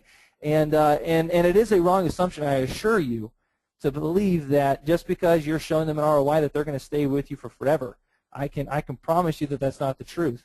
And I mean, obviously, if you're showing them ROI, there's a really good chance that they're going to stay with you. But if somebody comes along, and you know, most businesses have a marketing budget set aside, right? And if they are over their budget, and let's say, you know, the shiny object came along and that they sign up for that, and then they realize their bank account's getting low, and they really like this new shiny object that they just bought and that they're paying for.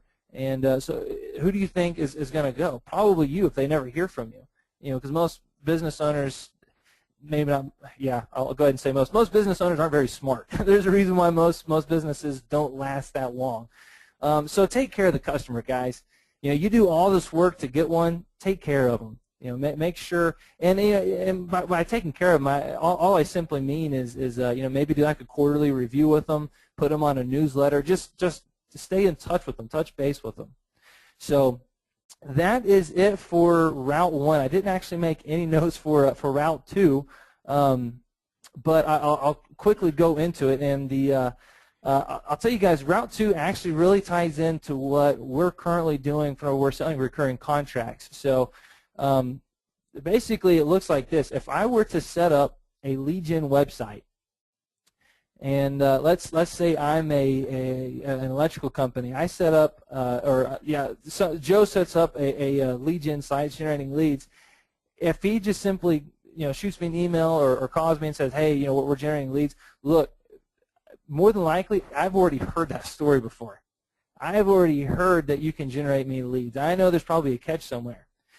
So if I'm the electrical company, though, and I hear this stuff all the time, and then suddenly something shows up in my mailbox, and it's you know, maybe a box of brownies with a card of somebody introducing themselves, now they have my attention, because now it's not just somebody that's in my mailbox. Now it's somebody that I mean, they sent me a box of brownies. So one of the things that we do is we'll actually send somebody a box of brownies with a card, and we use send-out cards, and we'll send them a box of brownies with an introduction card, and letting them know that we'd like to talk to them. And I typically don't give them a whole lot of details about what it is that we want to talk to them about. More just that, you know, we work with you know, home improvement company. You know, we work with electricians or insurance companies, whatever your vertical is. And you guys can see why it's so important to have, going back to what I was talking about earlier, have all that stuff set up. Because if somebody sees that and they go in and they do their research, you know, it's going to help you in the long run, and that's how we're driving people, and that's how we're using that attraction marketing, that content marketing to work for us. But so yeah, if you send somebody a box of brownies, the trick then is to then continue to follow up with them. You know, a lot of times what we'll do is we'll send them a box of brownies and we'll give them a call, and most of the time you may not get them the first or second time, so then we'll send them another letter or an email, and then it's just a follow-up process. And it can be kind of expensive to do that. I understand that, and that may not be in everybody's budget. But if you have a website that's generating leads, and let's say that website is generating you know, just 10 leads. Let's say that website is just generating 10 leads, and you want to sell them at $50 a piece. That's $500 a month that's just waiting on you. So if it costs you $100 to send out a direct mail piece to get what would be equivalent to about $6,000 over a year, I think most would agree that's worth it, right? So that's more or less what we do to get recurring contracts, and what I would do if I had a website that was already ranking and if I were to go back and sell it. So that's pretty much it. If anybody has any questions, I'm more than happy to do my best to answer. All right, man. Thanks a lot, Dustin. That was some really powerful stuff. And let's get some questions in here, man. Does anyone have questions? We got 150 people on here. So you guys have any questions? You got anything you want to ask Dustin or anybody on the panel? Let's see. Aaron asks, how do you tell if a business uses Home Advisor?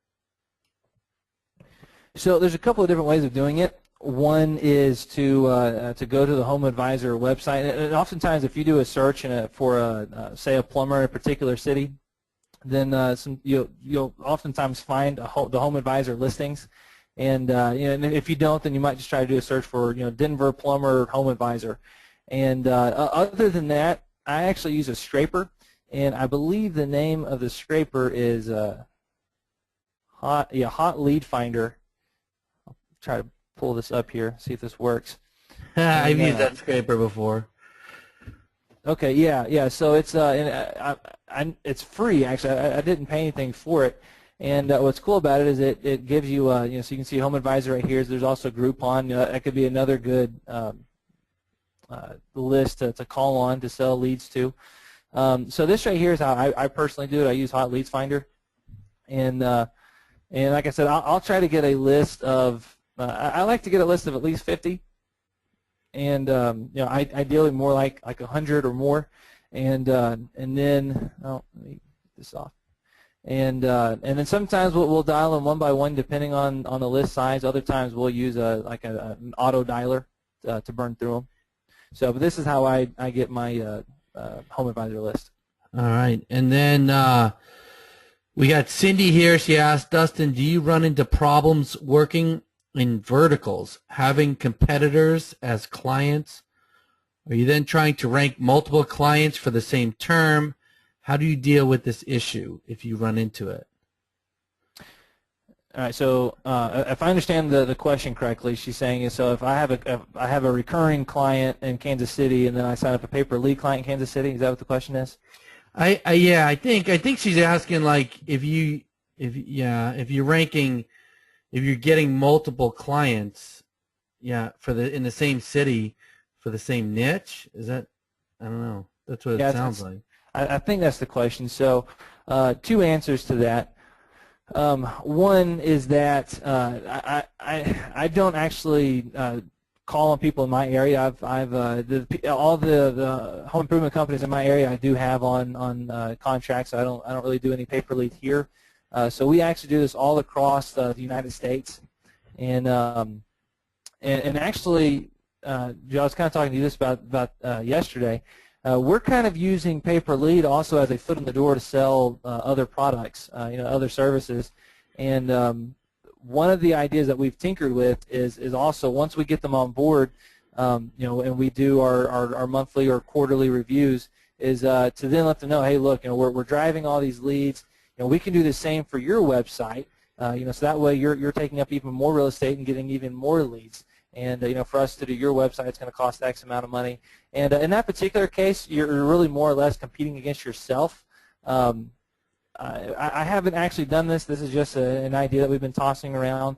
What we are currently doing is whenever we have pay-per-lead clients, we are then turning around and at the quarterly review, trying to sell them on a few different things like using call tracking on their website and Facebook retargeting, social media updates, and it's more lower end stuff. But I think, I mean, and two like for what I know what I'll do is and there's different ways to do it. I rank.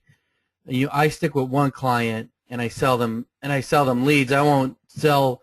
I mean, you could sell, kind of put them on a rotation and sell people different, like have contractor A get one call, contractor B get another call. Mm-hmm. But I like sending all my leads to one place, and I've done that before too, where I was sending people leads and then and then when they want us to brand them and work on their site.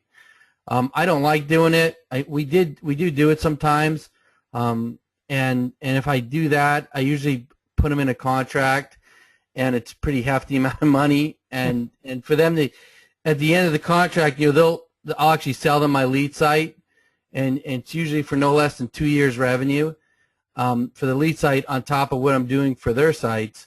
And then if they don't fulfill their contract, then they don't get my lead sites. But there's different. I know, Fletch, did you ever? I know you do the lead gen. Have you ever sold any lead gen? Took on lead gen client as clients, lead gen people? Yeah, I actually do that quite a bit now. So I do a couple things to open doors. Lead gen's one. SEO monthly is one. My big kind of package stuff now is actual branding and marketing. So, I'll come in and do kind of a proof of concept for ranking and providing them more business via, a tracked lead gen situation or a monthly SEO contract, and then, have as a bigger back end actually kind of redefining who they are, how they communicate with their market, what they want to really represent as far as who they are compared to who else is in their market and that kind of thing. So I do that quite a bit, yeah. It just depends on what doors get opened and who wants to buy your leads, or how you specifically seek out different companies and things like that. So for me, it just depends. Some companies really are the people you want to promote and really help grow, and let them have an influence on the world. And other companies are just their revenue that you can use to grow and be more selective with the other companies you work with and that kind of thing. All right, great. So, and then let's get moving on some of these questions here. Thanks, Fletch. And there's a question: how about pricing leads? So, Dustin, how do you price your leads? Yeah, so we stay pretty close to what people are already paying for Home Advisor. We go to the higher end. What you'll find is occasionally somebody will complain that, for example, if you're working with a plumber, on the low end they're paying $15. So if you come in quoting them a higher price, they'll complain and say, well, man, some of our leads we're only paying $15 for. Honestly, we probably charge a little under what we probably could get away with, simply because we're kind of using it as more of a foot in the door to sell other recurring services. Kind of what we were talking about earlier. But general rule of thumb is I wouldn't go anything less than the top price that Home Advisor is selling them for. Yeah, and I mean, what I do for leads is to price my leads. I usually take what Home Advisor is doing, depending on a niche, and I figure, okay, they're going to 4 to 5 people. I generally try to get 2, sometimes 3 times what Home Advisor is charging. And it also really depends on the niche, right, or the niche. If I'm working with a roofing company, right, like that guy gave the example of a roofing company, what's the profit going to be? How many calls is he going to get that's going to get him jobs? So say if he gets, if in the industry, if they're getting 10 calls, how many of those turn into jobs? Now, different contractors, it's going to be different. And then I kind of deduct, try to figure the price from there. I want the price to be enough where I make money at it, good money at it, but not too expensive to where they're hassling me all the time, or they're going to cancel. So, if I can get $70 a lead, I could push it and maybe get 90, right? I'll go for 70 because I don't want to have I don't want a guy telling saying, oh, it didn't turn into a job, and sometimes it becomes quite the hassle. So that's kind of what I do. All right, and if anyone else has is doing leads, and they have a formula for pricing. And then you could jump on in. All right, so let's see. Peter Cole says, do you get an escrow payment up front to cover the leads you provide? So Dustin, are you front loading? So sometimes we do, sometimes we don't. Part of how we decide that is how long they've been with a company like Home Advisor, if they have done something like a Home Advisor. If and what we'll do is I'll actually get their Home Advisor information and actually take a look just to verify that they've been with Home Advisor for a long time. If they've been in something like that for a while, then I know they're probably going to be good for the money. So at that point, I'm not too worried about it. But if it's somebody who's not used to it, then yeah, I will take money up front. Yeah, and like myself, what I do is I do it week by week, and I get their credit card. I have them fill out a form that authorizes me to charge the card, and we charge them every week for the leads after they get the leads. And the deal I have with pretty much all my lead clients is it's week to week. You don't want leads, then you're done with the leads. If you don't want them anymore, just tell me, and that's it. And so the most I'll ever lose is if somebody quits, maybe I'll lose a week worth of leads. I do that for a couple of reasons. One, a lot of these guys are wrapped in contracts with Home Advisor and these other lead gen people, and they hate it, right? Because the leads suck. I know my leads are good. They're really good, and generally, if it's a decent company, they're not going to leave. If they can't convert my leads, then I don't want them anyway because they're not a good company. So I think Fletch, you front load your leads. How do you sell your leads? Yep. For the most part, I sell all my leads in packages up front. So, it depends though. Just like was talked about earlier. Certain clients kind of, they're in a different group. So, for the most part though, I set up my packages for 10 or 20 leads at a time. I just I do a rebill on those. So. Yeah, and that's a great way to do it. I mean, everyone has a different. How about you, Carrie? How do you sell your leads?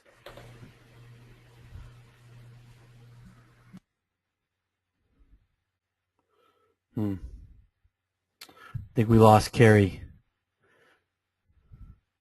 Oh, can you hear me now? Yeah, I got you. I guess it helps if I turn the mic on.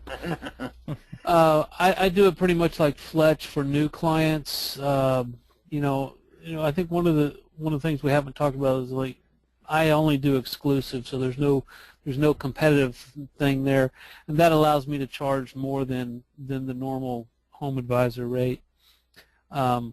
But yeah, I preload up front for new clients. Give them a taste. Buy 10 in advance, kind of thing, and I may even mark that down if they buy 20. But my long-term customers that we're going on 5 years, I bill them in arrears at the end of the month, based on what we did. Yeah. All right. Yeah. So I mean that's there you go.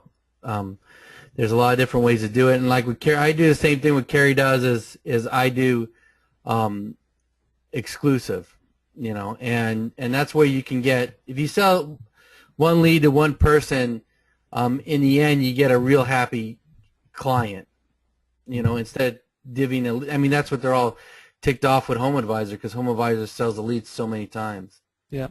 One of the things we haven't talked about tonight in terms of lead generation, but it's what makes a company viable for my leads, because like you said, Joe, I know my leads are really good and I know they will convert really well, but they will only convert well if the company is set up to take those leads.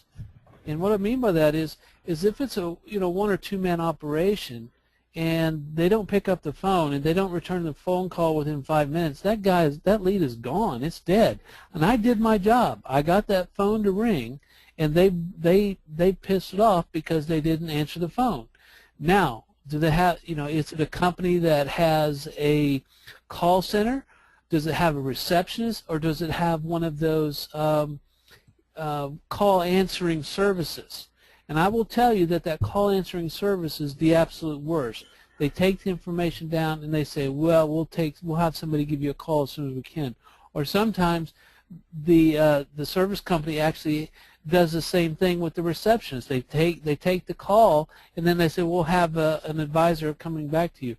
And a lot of the times, the person who's making that call for service wants to know one thing and one thing only, and that is, what time can you get to my house? They don't ask how much it is. They don't ask, how long is it going to take? How long can how long is it going to be till you get here? And so those are the criteria I kind of look at in terms of a company. Yeah, we're selling leads, but that company has to sell me on why they're going to, take what they're going to do with my leads. Yeah, that's a good point. If you don't mind, one other thing in that same vein is that whenever we're calling somebody, and if they answer with hello, I'll just tell them, sorry, I've got the wrong number, and move on for the very same reason. Yeah. Yeah, no, I'm glad you brought that up, Carrie. I didn't even, that is an excellent point, because, I mean, we go through the same thing. Is you get the guy who they don't answer their phone, so it goes to their voicemail, or they got a crap salesman who doesn't know how to sell. And we've had times where we listen to the calls, and we've actually told the contractor, like, hey, either someone else, one, you're going to pay for these calls that this guy's losing, two, or you change your sales guy, and you're going to land more of these. And we've actually given the calls, because they can log in and listen to the calls, and they listen to the calls and they're shocked by how people are how their secretary or whoever is answering the phone handles the customer. So, I mean, what you brought up is a solid point. Yeah, I've had that same experience. Like, up front, well, yeah, our salespeople, they know how to answer the phone. They do a good job of converting. And you send 3 or 4 of those links over there with the call recordings, and they go, holy cow, we had no idea this was going on. And I'm saying, guys, I know that my calls will convert because I have a long history of 60 and 70% conversion ratios. And you're telling me you can't convert these calls into leads? Something's wrong on your end, not mine. Yeah. So no, I mean, that's, and you know what, that comes, I mean, that point that Kerry made, he couldn't have made that if he didn't do this all the time. Like, that stuff you're not going to hear people talk about who don't do this, because you have to be in the trenches, and that's one of the things that we got here. So actually I got all right, so Mike, I see Mike here, he just jumped on, so I'm going to try to get Mike Long on here. Let me see if I can make him.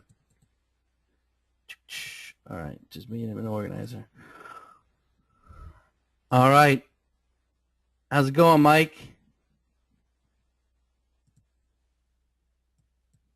Let me see it. All right, well, he's on. He'll pop on whenever he unmutes himself. Hey, Street Smart Joe. Hey, welcome, Mike. Man, look at this. We got a packed house here. We got Kerry Dukes. We got Brian Williams. Dustin up to Trouble Newman. Man, Dustin just rocked the world with his sales presentation. It was awesome. I caught just the tail end of that. I've literally been really looking forward to meeting you, Dustin. So glad that I think this is the first time you jumping on one of our webinars. It is. Killer. I love that video that you shot. We had that at the top of the OMG Live Nashville sales letter. That was just killer. Awesome. Yeah, you're so instructive. And Michael Spears, too, and Fletch. A packed house. This is awesome. Hey, guys. Hello, Mike Long. Hey, Kerry. I wanted to be on this whole event. I was with Liz. Liz and I were recording some over-the-shoulder stuff for Amazon. Some killer stuff, flat files. You guys are going to love it. Anybody who's interested in Amazon or Actually, looks like Cotton might have lined me up a second partner with product client. So there's going to be some crossover with with client consulting and with people who have products that you can either partner with them or do consulting. I mean, obviously, Brian Williams. I guess there's no money in that, is there? Nah, it's But what I wanted to say though was I caught the tail end of just what Carrie and Dustin were talking about with calls. When I was getting started with doing client consulting, I remember there was a whole stretch of time where I went through where all of my clients were just pleading poverty. No, it just nothing works, and oh, I'm number one, but the phone never rings, and blah blah blah, and it was. I remember one time, this was years ago, and Greg was checking up on some of the phone calls, and he's like, dude, like we had this one place, I don't even want to say who it was, but he's like, they're answering the phone and then putting people on hold and never picking the phone back up, literally. And if you're not double checking, like what these guys are saying, I mean, sorry, like. Do you feel like that's kind of in step with what you guys were just talking about? Yeah, I mean that's exactly what we're talking about. It is that's where call recordings so important, whether you're doing lead gen or client consulting, because the client doesn't track where the leads come from. They're gonna say, hey, I'm not getting any phone calls, and when you pull out those recordings, it changes everything. Well, and also just so much of it, one of the things, to consider when you get into law of implication. I remember, I think it was this last OMG Live Nashville. Fletch, did you start talking about vectors? Was it just in this last OMG Live Nashville, or was it the one before that? Do you remember? I don't know if Fletch is on. I may have caught him at a bad time. Well, anyways, one of the ways that OMG is built, there's in law of implication, there's this idea of vectors, and the idea is it's these forces in our lives that are pulling us one way or the other. They're either kind of pulling us where we want to go, or kind of at a different angle, or even literally backwards and so forth. And one of the things that I've seen again and again is it's perfectly fine to work with a client as a stepping stone to get where you want to go, or pay per lead, where you want to go. But if they're not, I mean, ultimately, there really is something to having the expectation that people play up to your level. I mean, Dustin, I haven't gotten to talk too much. I know the backstory with a lot of these guys, but when you're getting started with clients, I mean, I bet my bottom dollar that you have better clients. You have attracted better clients now, and you are a better provider now, that that the level is higher than it was a year ago. Oh yeah, absolutely. We even recently at the beginning of last year, we actually dropped a lot of clients because they just didn't really fit the mold of what we were looking for, and they were either taking up a lot of our time, or they just weren't a good fit for what we were the direction that we were trying to go. Yeah, I mean, it's kind of like leading a horse to water, right? Like, I mean, if it just doesn't want to go, I mean, there's, you can be making this literally very difficult sale. Carrie, when I got on the phone with that lawyer, I mean, he was, God did he want to send you a check. I mean, he just so badly wanted to send you that 18 grand. I bet he's a pretty good client. He still likes sending me money. But he really, really wanted to send you money. Like, yeah. I mean, I was like, whoa. I mean, this guy really wants to send. I mean, I would have had to be like I don't even know what I could have said to screw that up. Yeah, they're a very good client. But if you went back 2 years, did you have clients like that? No. Yeah. No, absolutely not. Your point is dead on. Is that as your skill set gets better and your results get better, you start having the ability to set your terms a little better. Well, and the thing is, I can kind of sum this up. It'd be kind of like a long hashtag, like hashtag be the change you want to see. But there's a number of different ways of putting this idea. Like that can give you kind of angles on it. Gandhi said, "Be the change that you want to see." There was an executive who turned around IBM in the 90s, and he was really bright, Lou Gerstner, and he said that his management philosophy was people respect what you inspect. And it's funny. I just did this recording with Liz and Mike Bittler on something called flat files on Amazon. And probably not a lot of people on this call really care about that. That's fine. But what was interesting was I was literally hoping that when we did it that there was going to be an error in the upload while we were shooting this over the shoulder video. I was actually hoping for exactly one error, which is what we got. I kind of didn't want 3 or whatever just because it would have kind of dragged things out, but I really wanted one error. So you could watch and see it not go right and see how we dealt with it. Because, I want you to imagine as you're listening to this call, and I'm not going to take up too much time. I think you guys have a great flow, but I did want to come in and mix it up here for a minute, talk about these vectors and directions that we want to pull things in. That as we're going for something, when you run into an error, you can't get something right with using only wire, like Joe's technique, or there's some glitch with your paper call, like you screw up a phone number, or any number of things that can go wrong. You drop some rankings or whatever. Then, if your reaction, like, of course, we're all going to feel like that sinking feeling a little bit. Of course, there's like almost no way around that. But it's all what happens after that. There's when it comes to math students, David talks about this in Law of Implication. He had a particularly good math student that he was teaching, and David was a good math student as well. And David was asking him what his internal dialogue was when he got to a problem he didn't know how to solve initially. And what he would say, what the particularly good math student would say, is like something along the lines of, I must know how to do this. Okay? And I'm definitely talking about client getting and paper lead, so I'll just bear with me for a second. So the good math student would say, like, essentially his self-talk in his mind would be something along the lines of, I must be equipped to do this. This is one of the things I love about, particularly, and I'm not saying this about anybody else, I just want to particularly point out that both with Fletch and Joe Marfolio, boy, do they exemplify this attitude that I'm about to talk about.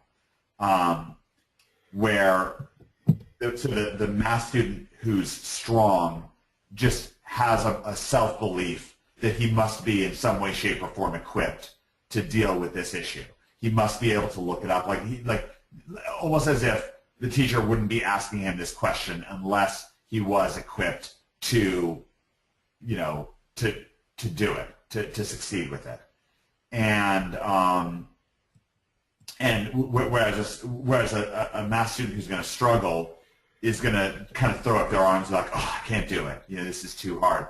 And I see this again and again working. Boy, I mean, I can tell you so many instances, both with Fletch and then separate instances with Joe, where something was going on with OMG, and I would be like, call Fletch, call Joe. Like, I mean, I would just be like, I know that these guys will be able to handle this in a pinch, when timing was on the line and so forth. Joe, you do say that to yourself. I've never asked you this, but not to put you on the spot, but you really feel like you must be equipped to deal with it, like almost anything that comes up.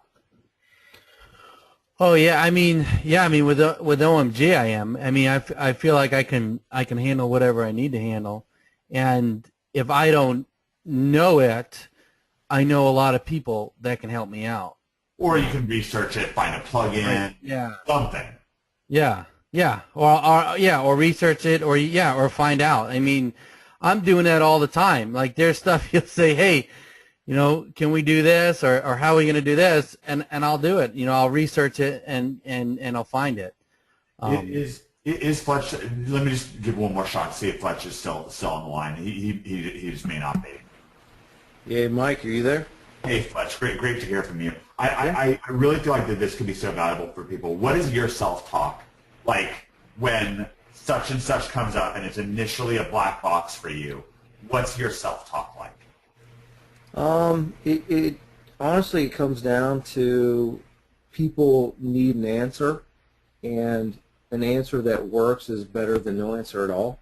So, you know, like I said, it kind of comes down to just finding a way to get through it and making it work.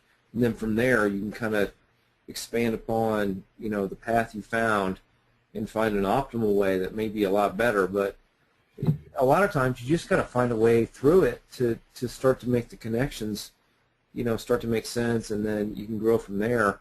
And there's times in, you know, internet marketing or whatever with timelines and deadlines that you've got to really just make it work. And then after that, you know how to do it once, you can kind of, you know, make it better the next time or whatever. So I approach a lot of things that way. You know, if there's something that's supposed to be working a certain way and it's not, I don't let that I don't let that stop me. I really just try to figure out, you know, the goal that we really want to have happen, which is either functionality or connection or the ability to communicate or whatever it might be, and then just kind of expand in, you know, whatever technological solution we can find to make that happen. So, you know, within OMG, there's a lot of times when we'll have a webinar that doesn't quite work, or, you know, we need to improve upon, or, you know, the ability to really relate to, you know, folks who might not be technologically advanced and all that kind of thing. So, Well, you know, what for the me, biggest difference is between like when OMG shifted, when we first did Project X, and there's going to be some number of Project Xers on this call. Yeah. You yourself were actually arguably one of the biggest differences between the changeover from that original NHB program to Project X. And there's just a lot of the can do, a lot of dots that might not have been as well connected, that we really just got like a lot more earnings reports from Project X and then Project J and now Director's Cut, of course, and Breakthrough. And there's something I feel like, because I got to talking to David Mills. I know this is kind of like a little bit tangential, but I kind of have a point to make here, because I think that this is a cool event that you guys are doing. It's a little bit offbeat anyways. I was talking to David about you last night, Fletch, and there was something, there was a real difference in OMG, where OMG became a much more emotional and personal place after you started taking a center role in it. And I can't exactly, that's not really the kind of thing that I could tell you mechanically how it happened, but I know it did happen. And I was there, and I know it became like a warmer, homier, city on a hillier kind of place, markedly. But what's interesting to me as we talk about this right now is it just was not that long ago when you were packing off to Starbucks, you'd sold a car to get an OMG, and there was no clear path. yeah, I remember that time. It wasn't that long ago. You know, for me, it came down to kind of really stepping up to and living by principles and not rules. That, you know, other people weren't telling me what to do to be successful. I was really just doing what I needed to do to make the things work I knew I needed to make work.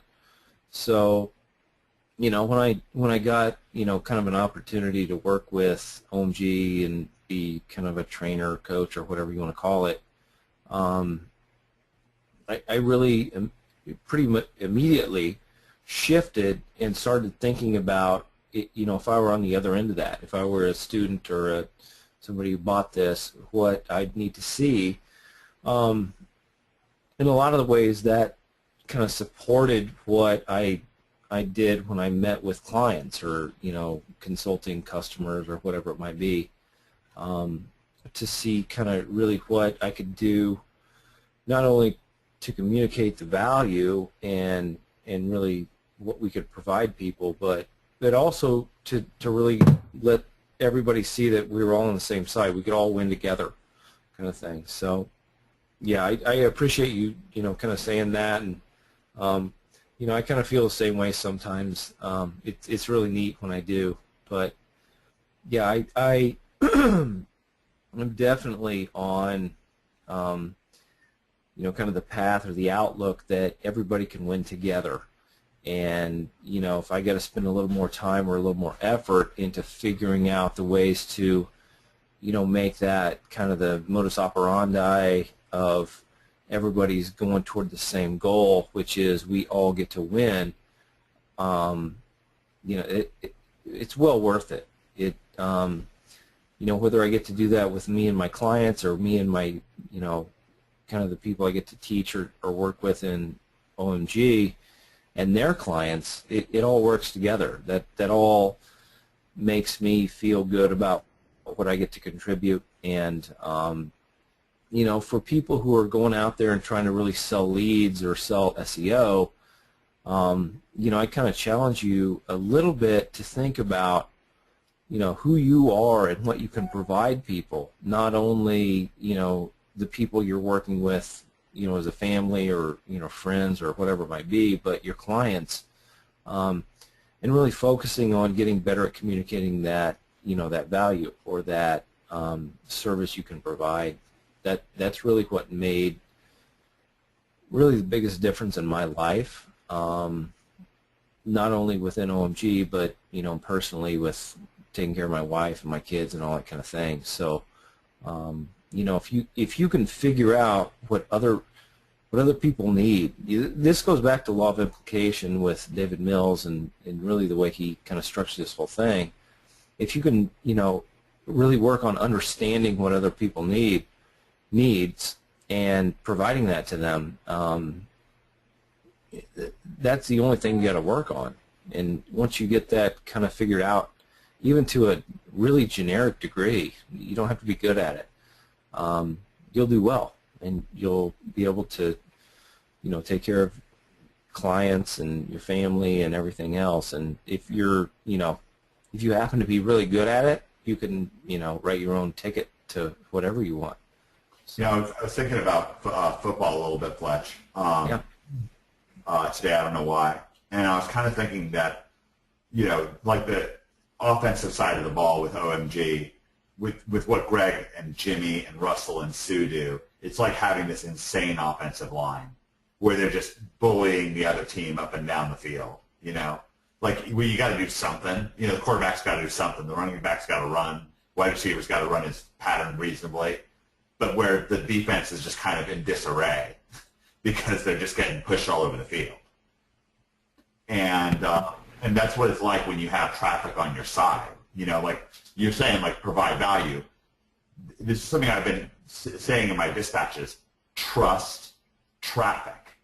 See, that's the core of it, because then you can do something right here. Like what Fletch is doing here, like you don't have to be the best in the world. You just have to be pretty good at it, and you really are making all the difference in the world. I remember your story with the guy. You took him from 80,000 one year to 800,000 same time, the same month the next year, 10 times growth. Trust traffic. Yeah, exactly. It's weird when you start to do that kind of thing for people. You've got to do it, but then once you've done it, you can sit down with anybody and just get to know them and see what they're about and what they want to do with their business and the kind of customers they want to serve and all that kind of thing. And you've got that in your pocket. You can just pull it out at any time and say, here's what I want to do for you. And you really are in an interview process with every sales situation you're in. You get to determine, who you want to multiply, with that kind of value. And, for me, that's this huge power, and ability to earn money and everything else, but the responsibility comes with it. You get to really this is not something that you need to beg value out of people from. You sell leads, you sell SEO, whatever you do to monetize what skills we have. You can really come into a situation and say, you're doing something, I think, that not only you've been thoughtful about, you care about the right things, you take care of the right customers, all this kind of thing. I'm going to support you. Or, conversely, you get another customer that might come in a little off base, and you don't want to work with them. You don't have to work with them. With SEO, you have a tremendous amount of responsibility. That's all good. You get to really look at the customer you can serve and look at the value that provides the world, and then the result that service provides, and say, this is the company I want to work with, so let's go ahead and execute this deal. Or even though you're willing to pay $10 more lead, this is not really the right situation, so let's revisit this in a year or whatever it might be. Yeah. Yeah, I really like that. Hey, Mike. Yeah. Mike, I just want to. Dustin's got to run. Oh, man. So I just want everyone to just give him a big thank you, because he's got to run. So Hey, Dustin, thank you so much for coming on. I was going to loop this all back and talk about you, but you spoiled it. Yeah, sorry guys. The wife is calling on my name, so All right. gotta get out of here. But guys, I appreciate you having me on. I know I'm a small fish in a big pond, so. Well, I wanted to say one last thing, so I'll kind of shorten it. I'll skip the part where I was going to go on with Joe and say this, kind of the same thing with Joe and take a different angle on it with Fletch. Here's what I wanted to say. What I loved about that video that you shot, Dustin, and thanks for just giving me a few more seconds. If you got to run, you got to run. That's fine. Mm-hmm. But when you said, look, just go get clients, and if needs be, get somebody else to do inside of OMG to do the traffic for you. But right. You're really trusting traffic at that point. I mean, that was what I got out of that, and I loved it. And it's one of the reasons why I actually I actually created a smaller clip of that to share with the world at large. I just didn't want non-OMGers to see that video because they could never understand the video the way that you put it. So I had to kind of chop it in half. But you really are able to build your career, to build your family by fundamentally trusting traffic. Yeah, absolutely, and the great thing about OMG is that as long as you're a part of the group, you can be pretty certain that you're always going to have that ability to do that. Awesome. I really appreciate you coming on. I just thank Dustin, and can I also just get from everybody in the audience, can I get a hashtag trust traffic, because this is a big deal. It's so fundamental. One of the things that you're getting with OMG, you can have. It was interesting. There's an NFL player inside of OMG. He's usually pretty quiet, but he was actually a member of the of some really great football teams. And again, I'm not trying to make this all about sports, but he was coached by several Super Bowl champion coaches. And what was interesting was one year he went to a pretty bad team. He had been a member of the Redskins, but when they were really in their heyday. And the Redskins were a team in the 80s where they had a really strong offensive line. In fact, he played behind a guy who I think was eventually a Hall of Famer, Joe Jacoby. And he went to the new team, and they just didn't have a very good offensive line. And we talked to him on the phone about it, and he said that he was used to, with being in the Redskins, they would just push people around and they didn't necessarily have the best skill positions in the world. They didn't necessarily have the best quarterback or running back or receivers. They had pretty great receivers, but anyways, whatever. But really what they would do is just push people around. Actually, on both sides of the ball, they would really control the trenches. And so much of money getting, so much of business, in business, if you control traffic, because suddenly that script that Dustin has is going to be killer.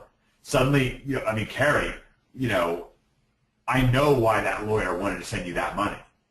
Brian, I know why these Amazon sellers are dying to work with you. It's because they want the traffic. Fletch, obviously Joe, so that's why I wanted you guys just to, the one message I wanted to come out here and say is at the heart of this thing that we have with OMG, like Greg and Jimmy and Russell and Sue are warriors. They're out there blazing the trail for you. And it does make it so our job is easier. Now, of course, if you're like, Cotton or like, Carrie or Dustin or, some of these guys, Joe and Fletch and so forth, they each have their particular skills. I'm just going to kind of zero in on Cotton here, or let's say Cotton or Liz. Yeah, I mean, they're really, really talented, right? So if you put a great running back behind a great offensive line, it's going to go pretty crazy at some point there. And this could be any of you, by the way. I mean, we've got Michael Spears on here. He's a young guy. He's 20 years old. Who knows what he's going to be like when he's 25? Might be another Alex Becker,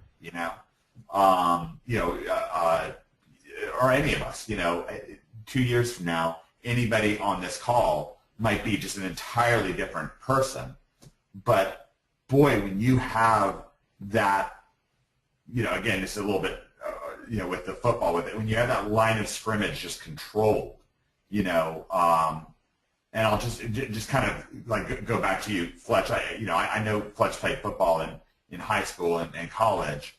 I mean, you know what it's like. It's such a difference. Like when the boys up front are doing the job, it's just a world of difference in what you're able to do and operate successfully. I mean, is that not to put you on the spot? Do you agree with that?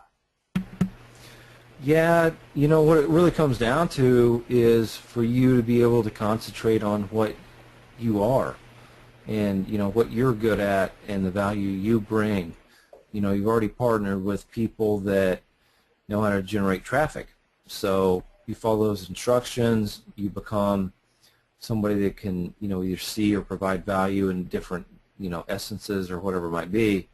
And that's really when you get to feel good about the value you bring, the multiplier that you can, kind of throw on top of all that. That's, exactly how I started, really wanting to get more traffic into my business. Yeah. And then on top of that, just taking a step back and saying, oh, wait, I had this. This was my little piece that I could really, amplify things with. I just needed this other thing. And this other thing is OMG. It's the ability to generate traffic and, put yourself on top of a much larger podium to get your, value out to the world. And so I always approach, kind of what we do that way and say you've still got to figure out your value, but now you have the ability to stand on a podium and speak to the masses and do that for, affordable cost. And very strategically, just figure out where the value is, and you can definitely win the game of money, lifestyle, self-worth, all that kind of thing. Joe. One last thing, then I'll get off here before I get in trouble by the boss. But when dealing with small businesses, whatever marketing they're paying for traffic, right? If they're paying to be on the radio or TV, but the one unique advantage that the internet offers, that we can offer, that as far as I can think of it, they're not going to find anywhere else, is that we're getting traffic that is people actually looking for the actual service that they offer when they need that service. So it's with what we're able to do, it's very valuable, and people are definitely willing to pay for it. I love it, Dustin. Thank you so much. I was so stoked when Joe tracked you down to do this webinar, and it just this is a weirdly wonderful thing to know that an individual like you is a part of our City on Hill movement, and I'm very grateful for you. Glad to be a part. Thanks for having me on, guys. I appreciate it. Thanks again, Dustin. Appreciate it. Yeah, you bet. Have a good night, everyone. Have a good night, Joe. Parting. This is going to be my parting. I'm gonna peace out because I know I kind of came in out of nowhere and sort of dominated this, and then I'm going to run off. But when you joined us, very similar. This is the piece I was going to say, like kind of lead into, and then kind of loop back to to Carrie and Brian and Dustin and Mike Spears is on here. When you got your start in business, when you had to start over, you lost your investment portfolio, went probably up $400,000 vaporized, and you were at a point where it was like either go get a day job or and you put out a post in the OMG group, even mentioning that at one point it was kind of a tailspin time. Your wife, who obviously loves you and admires you, at some point was like, man, she was trying to help you. Maybe, I don't know, should you apply at Home Depot? I don't know. Like, not as a vote of not confidence, but it was just a tough time. But then you went after this online business thing with such swagger. Your back was really to the wall, and you made it work outside of OMG, interestingly enough. But then you did join OMG, and at this point, you really get traffic done. You get traffic done left, right, up, down. You get it done with outsourcing, you get it done with retargeting, you get it done with using Carrie Duke's methods and Chris Marshall's software. I mean, you get it done learning things from Brian Williams about leveraging DNIs. I mean, you get it done. You get traffic done. And I would love to hear you just anything that you happen to have to say about that, and then I'm gonna get out of your way. Well, I mean, Mike, that time in my life, I don't talk about it much, and I posted that just because it was somebody was having a really, really hard time, and I kind of put that out there to let people know that, hey, man, it happens to the best of us. But ever since I was in my 20s, I did a lot of volunteer work, and then around 26, 27. I started doing a lot of my own businesses. I never made less than, $150,000 a year. And I always provided for myself. I got married. I had money in the bank. I had money under my mattress. I had all kinds of backups. And when that hit me, I lost all my backups. Everything was gone.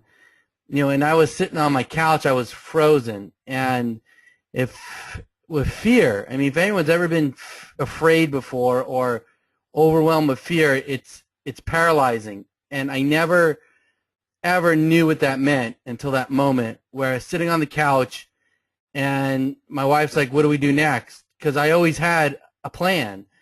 And I don't know. I don't know. And it was a moment in time where it was like I had to make a decision. And it was either it was going to go one way or the other. And, I looked at my family, I looked at my wife, and I just said, I got to make this, I'm going to make it work. And once I had that mindset, I didn't stop. And I remember I read a book, and I think it was Donald Trump, and I think the Rich Dad, Poor Dad guy put this book together. Not that I'm saying anything about those guys, but he said one thing in there that Donald Trump said that helped his success.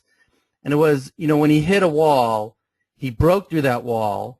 And when he hit another wall, he broke through that wall. And he didn't stop breaking through the walls till he got to his goal. And that was kind of something that stuck in my mind.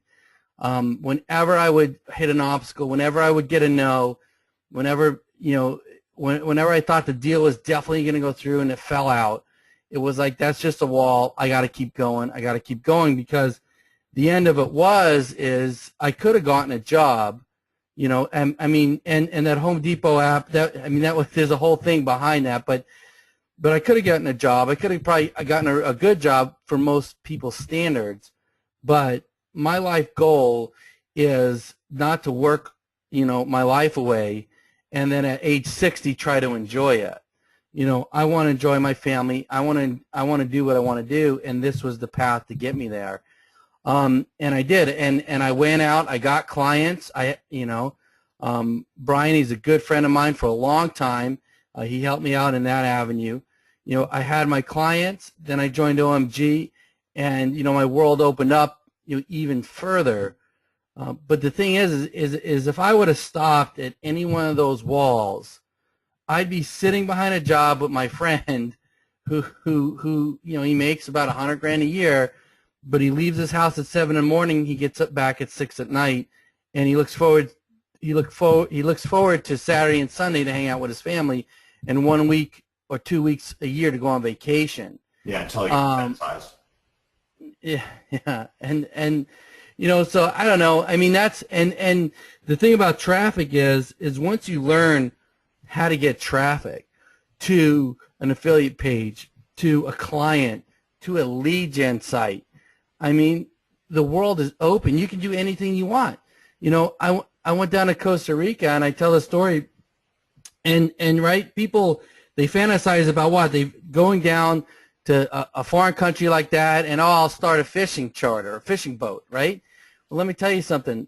You're down in a beautiful country. You don't want to be taking tourists out on a fishing boat all the time because it's a job. But I was able, because of what I know, I started a business selling fishing tours and making, 15 to 20% commission on all the tours. I didn't even have to take a tour out. I just referred a guy from the traffic I got. And so once you get that concept about traffic, I mean, there's nothing that you can't do. You will never be broke. You'll never be kicked out of your house. You're always going to be able to make money. You're always going to be able to make money. Let me go back to something. Trump was very influential to me. Art of the Deal, it's one of the things that really appealed to me when David was designing OMG around the concept of us showing you what we do as opposed to what we think you want to know. And I really liked Art of the Deal because Trump just talked about what he did, and let me tell you what Trump did. Trump knew how to build a building. I'm telling you, that's what happened. Time after time after time, the art of the deal was, I know how to build a building, okay? So he would go into a casino deal, and the other guy would know how to do the piping, and they would go out of business. The other guy wouldn't know how to deal with zoning. They would go out of business. The other guy wouldn't know how to deal with a concrete foundation. Go out of business, okay? Trump knew how to build a building. Now, that said, that was the days before the internet, and I guarantee you it is a far better skill to be able to build a good backlink than to be able to build, to do some Greg Morrison, Jimmy Kelly, Russell, Sue. I mean, these are rock stars who we have out in front of us. Rock stars. They are awesome, and they're selfless, and they are brutal and relentless, and they are out there with the eye of the tiger thinking about you, just blazing the way, just in the football analogy, they're that offensive line just knocking the other guys off the ball, just cleaning them out of the way. And, you got to do something still. You do, but it's a lot easier, okay? It's a lot easier because traffic, I'm telling you, there's only two other ways to make a bunch of money. One is to be some wizard expert at conversion. If you're Jason Fladlian, if you're Onik, Becker, that's going to work. If you're like this savant who's just literally incredible at conversion, if you're Bob Proctor, look, Bob Proctor's amazing, okay? But the thing is, that's a small percentage of us. I'm not in that category. Joe definitely isn't in that category. I don't even think Fletch is. I mean, I don't think Kerry Duke is. I don't think, maybe Brian. Brian's pretty brilliant. I don't think Michael Spears is. Maybe Dustin is. I don't know. Cotton probably is. That's about it. In terms of OMGers, the only ones I can really think of who I really know how to convert is David Mills and Cotton. Those are the only two I am sure know how to convert. And so that's one thing. You can convert. The other thing is you can build a product and you can do it. If you build it, they will come. And if you build a home run product, you're going to make money. But again, first of all, just like someone who's born a conversion, that's rare and it's hard to learn. It's hard to pick up at 30, 40, 50, 60 years old and suddenly become a whiz at conversion. Okay? Same thing with product creation. And Joe and Fletch, both have kids, and and so does Brian. Brian's a Scoutmaster, and so if your kid wants to be a rock star, wants to be a poet, or wants to be in the NFL, that's all well and good, and of course you love them, you support them, but in the back of your mind you got to be thinking, boy, it's tough to bet your heart on this because there's going to be gatekeepers in the way and things can go wrong, and it's tough. It's tough. Jamal tried to get into the NFL. He did. He's brilliant. I mean, guy is big and strong, coordinated, passionate, and runs a 4.3 40, and he just couldn't get in the NFL. And it was either knock around in arena football or make 50 grand a month selling SEO. And so with this traffic or conversion, if you try to make that, product creation or conversion, if you try to make that your wheelhouse, but it's tough, and I'll tell you this, traffic, trust traffic. If you go home with anything else, I'm pounding on my knee right now, trust traffic. It's so valuable. Everybody wants it, and so few people can deliver it. And you don't even have to be that good. A base hit with traffic, you're 10 grand a month. Base hit with traffic, you're 10 grand a month. Base hit with being a conversion expert, you're 0. Base hit with product creation, you're 0. Home run with traffic, you're 50 grand a month, 100 grand a month, 200 grand a month, 300 grand a month. Okay? Home run with conversion, it's substantial, but it's not necessarily going to be that big. So look, I really want a big Con grammar moment where we get a big crazy explosion. Hashtag trust traffic. I mean, I would love everybody here to, even if you've already said it, hashtag trust traffic. I mean, there's a conversion I'm trying to make here because that's the difference between OMG and everything else out there, is that we are built around a foundation of traffic.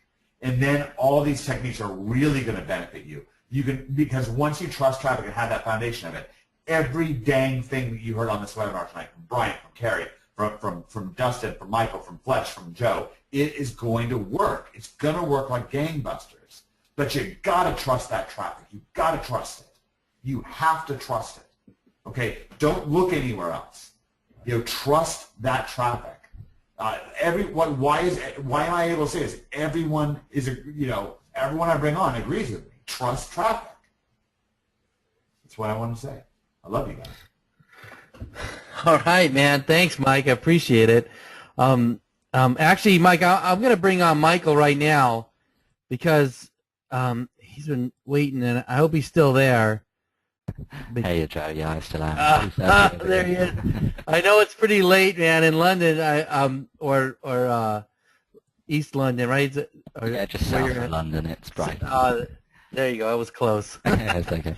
But I wanted to bring Michael on because he's had some success, and he's kind of venturing out, and I wanted you to talk a little bit about that success that you had and what it took to get you there. Well, I mean, I've been listening the whole way through, everyone's journeys, and yeah, basically I started out, I think it was back about a year and a half ago now, and I kind of didn't really know what to do with my life, and I was just kind of, I found this internet marketing thing, and slowly as time went by, I thought, well, actually, maybe I should devote some time to this, and it took me many months. There were periods where I'd kind of be working. I'd kind of wake up, have some food, work all day, 10 minutes to eat, and then go to bed, and I'd do that for days on end, just trying to understand everything, and took like 9 months to get $1. Took 9 months for me to understand it, and I wish I'd joined OMG sooner. I wish I'd just stuck with SEO because me and you were talking, Joe, earlier about getting sidetracked, getting seduced, and of course this guy in the Facebook group, this scandal that's happened recently. I mean, lots of us know that pain of seeing an easier option presented, someone that promises you, you know, if you just press this button, it'll work for you. Yeah, trust me. Pay me $1,000. And it's really easy. It's really easy to get seduced. But when you finally decide to just, I don't know, when you finally realize that, you know, if that worked, then then everyone would do it. If it worked, then it wouldn't be a real challenge. If it worked, then there wouldn't be a real reward. If you take it seriously, then you start finding some success. Yeah, I mean that's the whole thing. It's not going to necessarily happen overnight, but if you stick with it, right, it's going to happen. And you know, if you learn how to get, like Mike says, if you trust traffic, you learn how to get traffic. Yeah.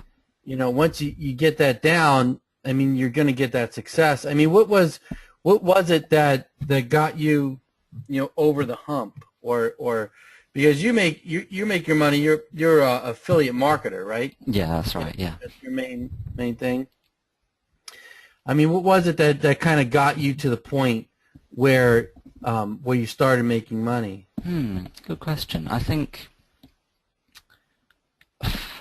it was I basically, so like at the beginning of 2014, kind of end of January or something, 2014, I had just started. I joined an SEO course, and it kind of taught me some, you know, some foundational things. It was a bit useful, and I tried for a few months to do it, but I don't know, it wasn't quite working. I couldn't seem to get the full picture.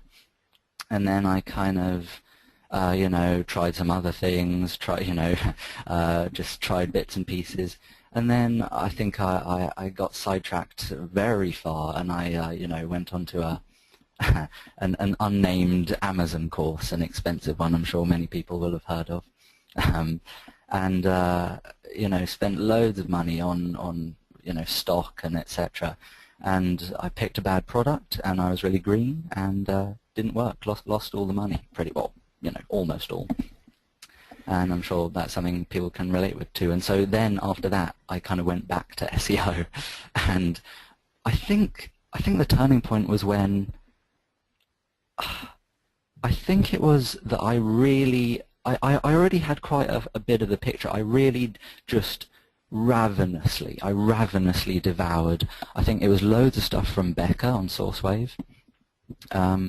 I just kind of watched everything I could get my hand on, and I found the little things that filled in the picture, just those crucial little tweaks. I think everyone is a lot closer than they think they are, and it's just these crucial little tweaks sometimes, if you've, you know, already been at it a while, that can really get you there. And it's just understanding those things, but of course you don't know what you don't know. And once I understood those, you know, and in my case I think it was keyword research, and you know, kind of just stuff to do with that. And once you kind of just understand those things, just you get the full picture. And you know, amazingly in OMG you're kind of given pretty much a head start. It's basically everything that I ended up learning was in OMG. Sort of, you know, I later saw it there too. And so I think it's basically just really devote yourself to it, I guess. It's just devote yourself to filling in that picture, and just try it out, I guess. Just try it enough. So, you know, I tried so many times, and I was kind of sick of failure. And I was actually down, I mean, I can't remember if I've said this before, probably have. I was down to my, you know, kind of like the fairy tale, cliched story of I was down to my last few $100, and just then I finally earned my first dollar. I was right just on the edge, and so yeah, I mean, it's hard to know what to say, but I think it's just keep, as everyone else has said tonight, just keep trying, and as Dustin said, don't give up after the first 10 no's. Don't give up after the first 10 seemingly failures. They're not failures. They're just progression. You've learned, just as long as you learn something after each experiment, just take a lesson from it and you'll improve next time. It's just data to help you on your journey. Keep on, as he said, it might take you 18 hours a day for a few months or something, or you can just stick at it for a few months or even a year or two. Just doing a bit by bit, you'll make progress. Because you just can't help but learn. You just can't help but improve if you just apply yourself a bit. And I think everyone does here, and we've got a great support community as well. Yeah, sorry, rambled there a bit. No, I mean, that was awesome. I mean, there's two things you said that stuck out to me, and it's a theme that I hear with a lot of people that are successful. One is you said you took the information and you devoured it ravenously. Like, you devoured it. You looked at it, you studied it, you learned it. Like, it wasn't like you got a course and money started filling up your bank account, right? No, of course not. Oh, you went into it, you studied, and then you didn't quit, right? You didn't give up. And you said, another thing you said was, look, you guys you're almost there. And there's an expression, right? We've all heard it. It's darkest just before dawn. Yeah. Right? That's not a cliche. It's really true. Sometimes you think like the world is coming apart and you don't, or you think it's never going to happen, and then it breaks and the floodgates open. I mean, when I broke through and I started getting my clients, I got no's. When I started getting yes, I did $100,000 in a month. Now, I didn't just like say I want to do client consulting and I made $100,000. I mean, I learned. I kept at it. I filled my pipeline, and it all came at once. And there's a picture I have. I don't have it on this computer. It's of a stork. Yeah. And he's trying to swallow a frog, and a frog is choking him. and so the stork is trying to swallow him, but he's choking the stork, saying, I'm not going down your throat. Right? He's not fighting, right? Bitter end, he's still fighting. And that's the point, and so it's there. You're going to get the traffic. The traffic is there. You just have to get it, and then you get your clients, and that's it. So yeah, I mean, thanks a lot for coming on, Michael. Anything else you want to add?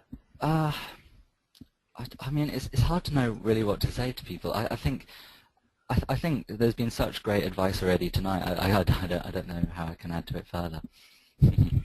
I think you did. I mean, I think what you said was dynamite. No. I think it was. I mean, Fletch, you still there? Yeah, I'm on. Can you hear me? Yeah. I mean, what do you think about what Michael said?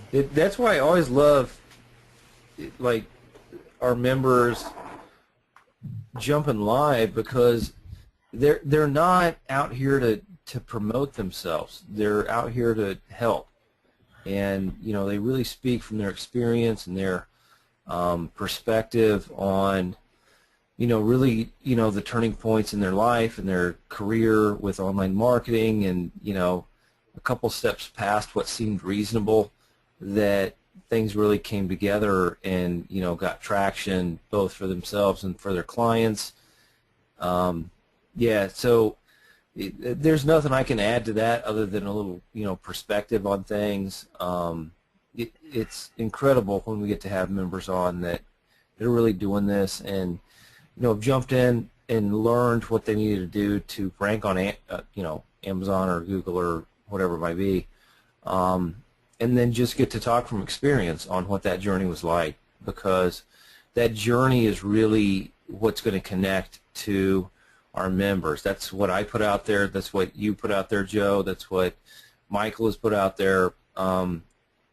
We all come into this a little differently from, kind of a different background or experience set, and we can kind of talk from, what we've seen before this, what we've done here, and then, what value we provide to customers or clients.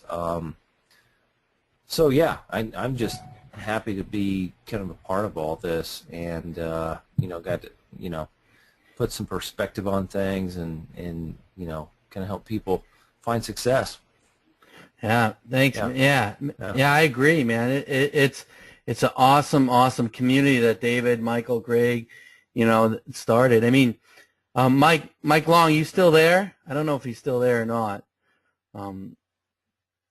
But I don't know if he's there. There he is. I kind of got sucked in by Mike Spears' story there. I love listening to that guy talk.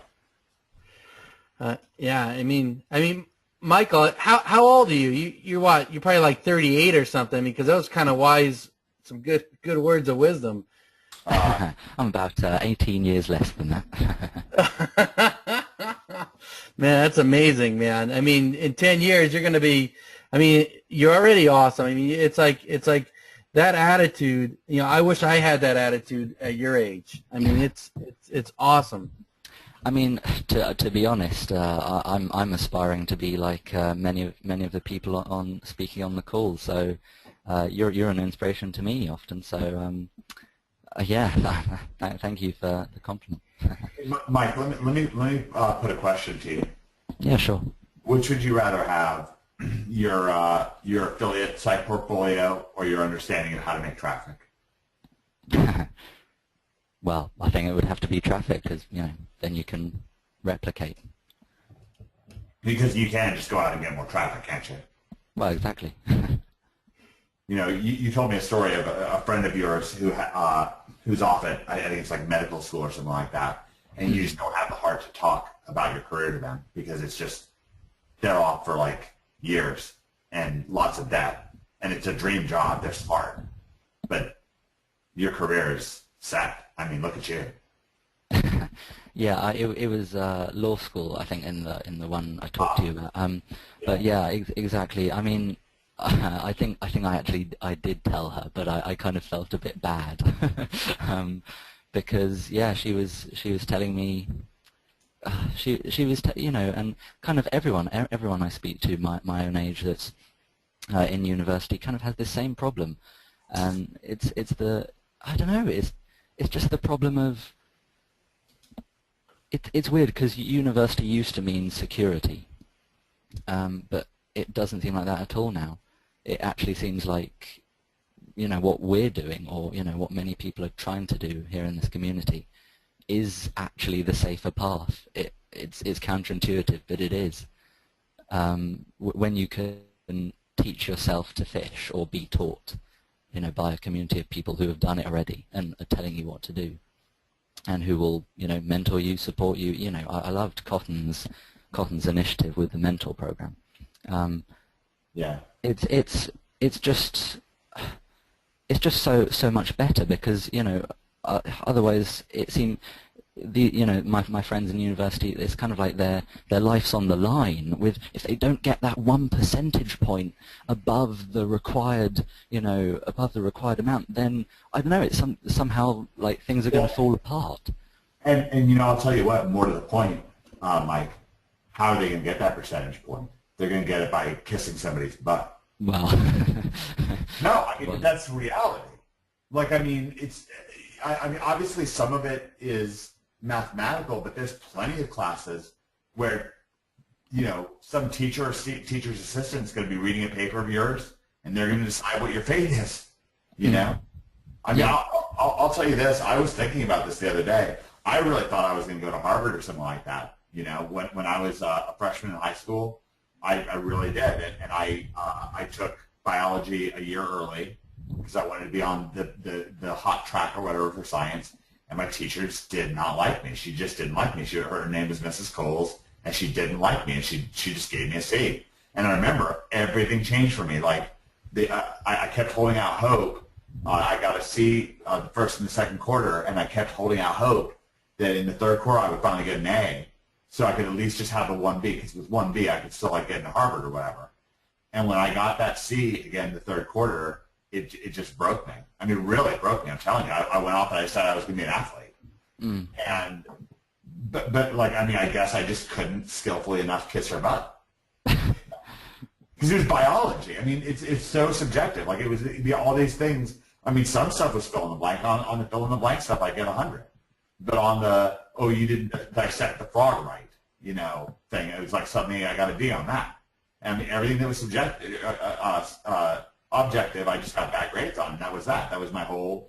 I mean, this is kind of a weird thing to say, but like, how many people in the GoToWebinar question box have just had a situation where you realize it was either kiss butt or fail, and it just felt awful? Like, give me the number one if you or somebody that you really care about has just ever been in that experience where it was just like skillfully kiss somebody's behind, or else you lose out.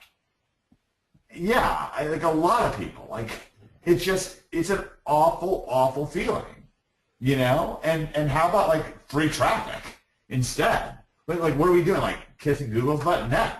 You don't even have. And by the way, does anybody feel like you have to kiss Greg Morrison's butt in order for him to show you what he's doing? No. He's just like, here it is. Here's the anchor text. Go get him, kid. Right?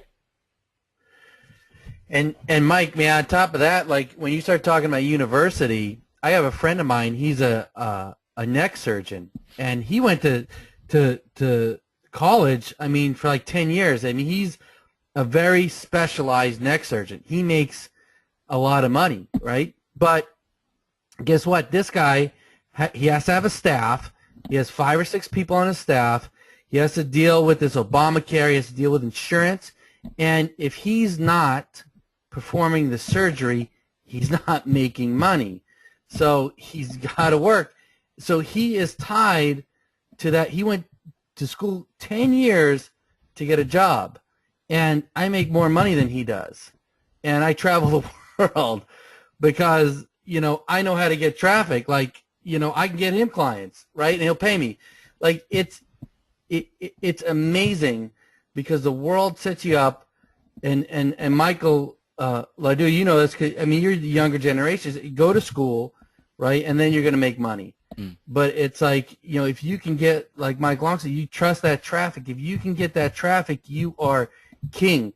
You can get that lawyer clients, right? You're the gatekeeper for him to get clients. Yeah. You're the gatekeeper, right? That's the key. I mean, I don't know about in the US, but sure, I won't ramble on about this too much. But in the UK, there's a definite feeling that like it's not actually that reliable to go to uni anymore. And I think guys who are listening, I think it's basically about taking your destiny in your own hands.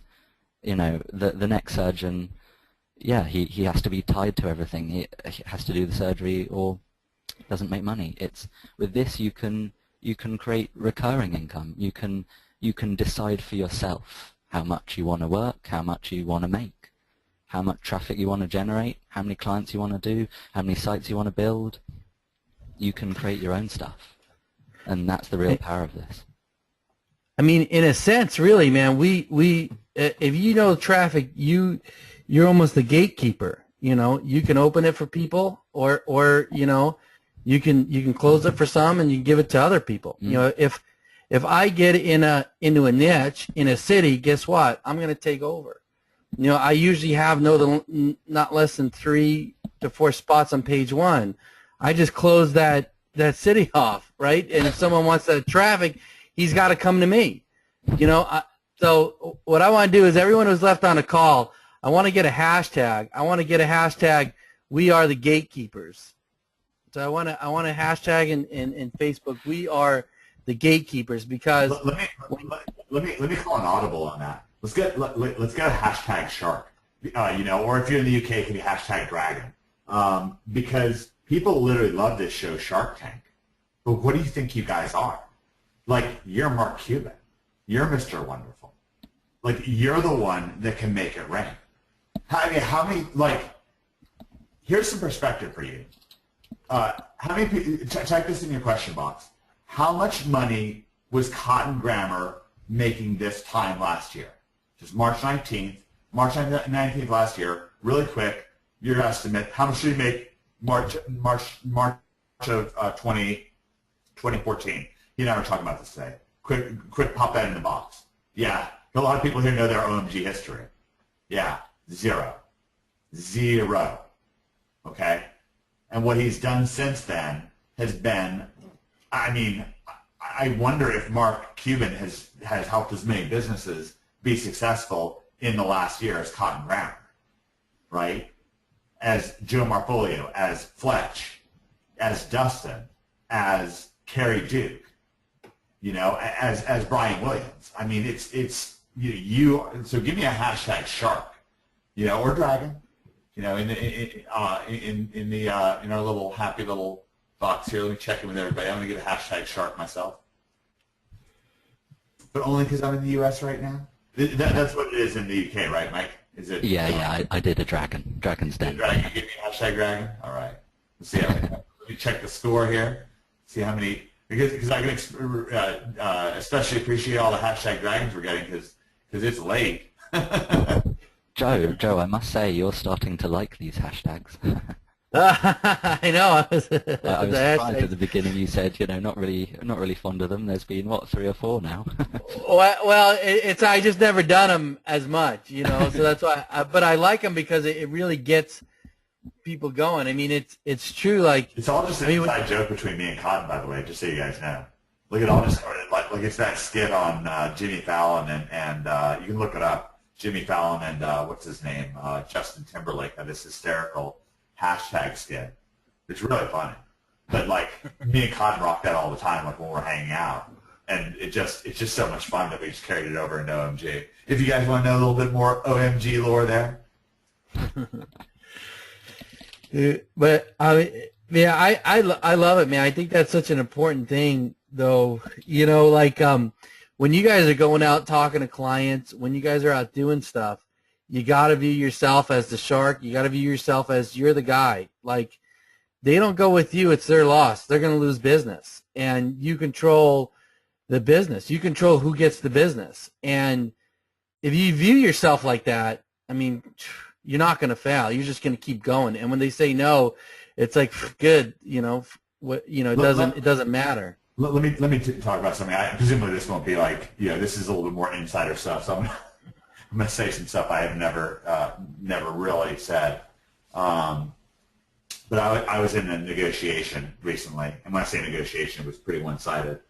It was with an agency. It was an ad agency that wanted me to do their SEO. And I've told like little bits and pieces of this story, but not like the whole story. So they contacted me, and I think these guys are good guys, by the way. But they contacted me and they said, we want you to do SEO, blah, blah, blah. And they wanted me to get on the phone. I was reluctant to, but I got on the phone with them. And it was a long conversation as far as I was concerned. And, you know, they filled out the discovery form and so forth. And this is a significant deal. This is like $30,000 a month. So it's significant for me. It's not overall, but $30,000 is my part of it. And so I got on the phone with them and I was like, I don't know. I just didn't care for the whole conversation. It's a little hard to explain. But I got a letter I thought I just was never going to hear from them again. And I got an email from them a few days later, and they were like, well, we want to talk more. And I said, nah. I said, I don't want to talk anymore. I said, if you want to do business, send me money. And I didn't say it to be rude. I just didn't know what else to say. Like, nothing else came to mind. And don't get me wrong. Like, I'm not saying do this if you're like down your last $500. I'm not offering this as advice. I'm just telling you what happened for me. And I'm literally not offering this as advice. I really want you to understand that. Because I don't think I'm Cotton Grammar when it comes to this stuff. But anyways, at some point he was like, I've never spent that kind of money on, somebody who I haven't met. Like, and I started getting to feel like they actually wanted to meet me. I was like, what planet are you on? Like, what do you think I'm going to do? Fly out to meet you? Like, I mean, I was just like, I mean, these guys live in a totally different city than me, like a long way away. I'm like, there's absolutely no chance in the world of that happening. And not that you shouldn't, by the way. Again, like, you might be in a position, and that might be fun for you. That's great. But I just wasn't in a mood to do it. And I'll tell you what I ultimately said to them. I said, like, look, guys, I really, I think that you built a multi-million-dollar agency, and I think that no matter what in life, they're the kind of guys that are going to ultimately be successful. But right now, here's really what I see is on the table. You've made a commitment to your clients to rank them. And I said this in an email, by the way. I did not say this on the phone. It didn't take me long. This is, I don't think this is about me, and I don't think it's about you. I think it's about your clients. You either want them to rank or you don't. You took their money. And you want them to rank or you don't. And if you want them to rank, send me a gigantic PayPal. And if you don't, then you're playing Russian roulette with their future. Not necessarily with yours, because you seem like very, I believe that you guys will, you're the kind of guys that they'll bounce back. Even if this agency doesn't work out, you'll have some success in a different way. And I meant that genuinely. But and I didn't say this as guilt. It just was plain as day to me. I was like, you either send me that thing or, you don't. But the decision point is whether you're playing Russian roulette with their future or not. You may be able to find somebody else. You might be able to make that happen. But you might not. And, like I'm your safest bet. I can't 100% guarantee, but I'll tell you, you don't have a better, you definitely don't have a better option. There's just no way. And I really did not think I was ever going to hear from him again, but I'll tell you what, that PayPal came right through. And I think they made the right call. I do. And I don't think I necessarily handled it right. Maybe I damaged the long-term potential of the relationship because this is relatively recently. But at least I can kind of reflect my attitude towards it, because I'm telling you, I trust traffic. And Joe's right. I am a shark. And that's my offer. I have my offer. I knew what my offer was, right? My offer was what my offer was, and then it was up to them. And I have no idea if that was helpful at all. Give me a number one in the question box. I don't know if it's on Facebook or not. And give me a number two. Give me a number two if you're like, man, Mike, what are you talking about? And I really genuinely want to know. I'm not going to be offended at any twos. I just literally have no idea. Yeah. So some people are like, what the hell was that? A few people liked it. Again, like a lot of times I'm just, again with OMG, so much of this is about telling you what we do, not what I think you want to hear. And so if you're not sure why I said that or what was going on with that, if you want to reach out to me personally on Facebook and message me or email me to omg@omgmachines.com, I'll definitely follow up with you. And if it did help you, then then that's great too. Hey, we got another guest on. Just hopped on. Anytime that Mike Long speaks, we all listen. Oh, come on, man. God, I'm the hammer grabber. I think I'm Mike Long number 4.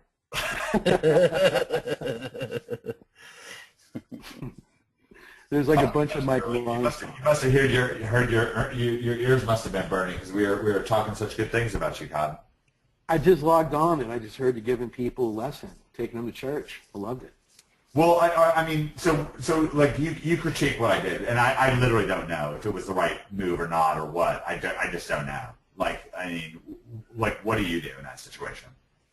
I just came in on the last end of it, but I know a little bit about the story. But anything that you and David, I just follow. I mean, you guys have given me such good direction. It was you that was almost 8 months ago or almost 9 months ago that said, man, there's enough SEOs. You need to be the conversion guy.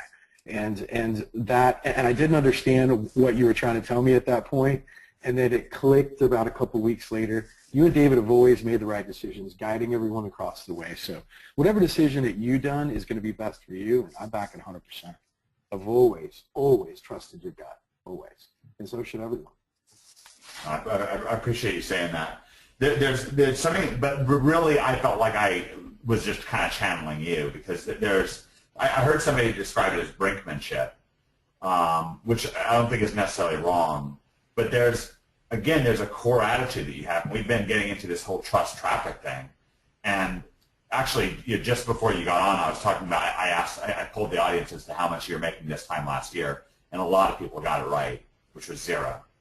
And then, I said, like, look, and since that time, between then and now, how many business lives have you changed? Just this incredible number of people whose lives you've completely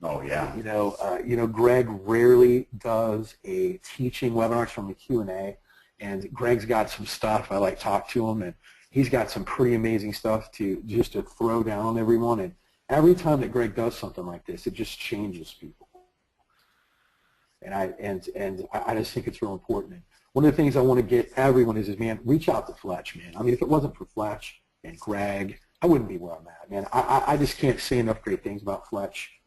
How he's impacted OMG. He's like the pillar of OMG, man. I've never met anyone that's so genuine, that really cares about people. Matter of fact, from watching how Fletch treats people and how he's interacted with people, it inspired me to even do more of it myself. So, it's people like that have just come in to pave the way for me to have success and all what Greg does. But man, with this April and and March and May Mastery, I just think that this webinar tomorrow is going to be powerful, just as powerful as this one was here tonight. And with what Fletch did, with his anniversary webinar, we just have so many amazing things going on with OMG. Now's just the time to be thankful for everything. So, I'm just so thankful that we have Fletch and Greg on our side, just getting our backs every step of the way. So, Fletch, we don't give you enough thanks, my friend, so I just want to say thank you to everyone right here. Guys, you know what I want to see? I want to see everyone go to this thread, to like Joe's thread. Let's give a hashtag Fletch. Hashtag Fletch right here to show him thanks.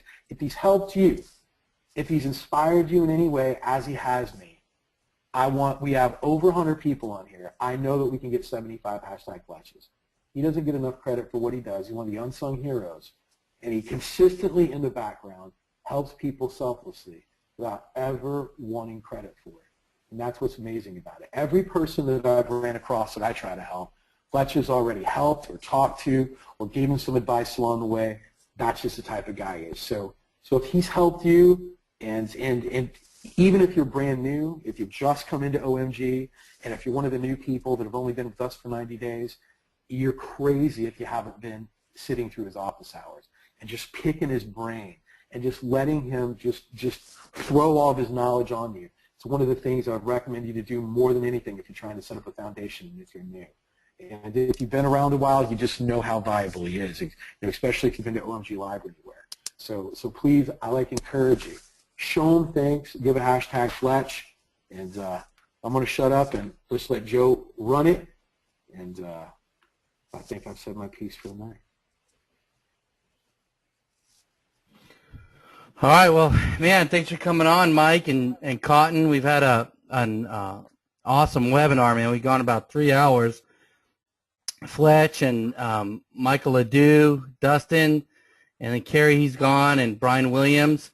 I mean, it was awesome. So, I mean, I think we just about wrap it up here. Unless anyone's got any last words. I mean, Fletch, you got any last words? No, I'm just grateful to be a part of the community. I can bring everything I have into the group and help people out. So it's really more than heartwarming. It feels really good to be able to contribute to a group of folks and improve the world. Get a little choked up, but improve the world in the way I can. So it's pretty cool. So thanks for having me on, Joe. Appreciate it. But yeah. Hey man, it was my pleasure to have you on. It's like Cotton said, I mean, I've known Fletch a long time, and it's not only the stuff technically, but it's like what Mike said in the beginning. It's like it's part of why I think that OMG is such a family type of group, and I'm not really, I'm not used to sharing stuff about myself. I'm a little more guarded, and I think the whole thing with OMG, everybody coming together, and it has a lot to do with you and what you put in it and what you bring. So man, it's awesome. I think the whole group is great. So I mean, I'm going to sign off here. Unless Mike, Long, or Cotton, if you guys have anything else to say, I'm going to say it now, or we'll just sign off here. I got something to say. I just want to say one last thing, just with my sure. Go ahead, Mike. Go Cotton. No, you got it. No, guys, I just wanted to give you just a little snippet about Joe. I've got to know Joe really well over the last 90 days, and I'm going to tell you what, I consider him one of my close friends right now. Joe literally goes out of his way to help everyone, bend his back, just to help anyone he can. He called me last night at 10 o'clock, 9:30 last night. It was really late after I got out of my webinar, and I hope you don't get upset, get Joe with me sharing this, people, but you were concerned about an OMGer that really needed help. And you're like, Cotton, I know you've been talking to this. I just wanted to talk to you, let you know we want to see if we can help this person together. And I was like, wow,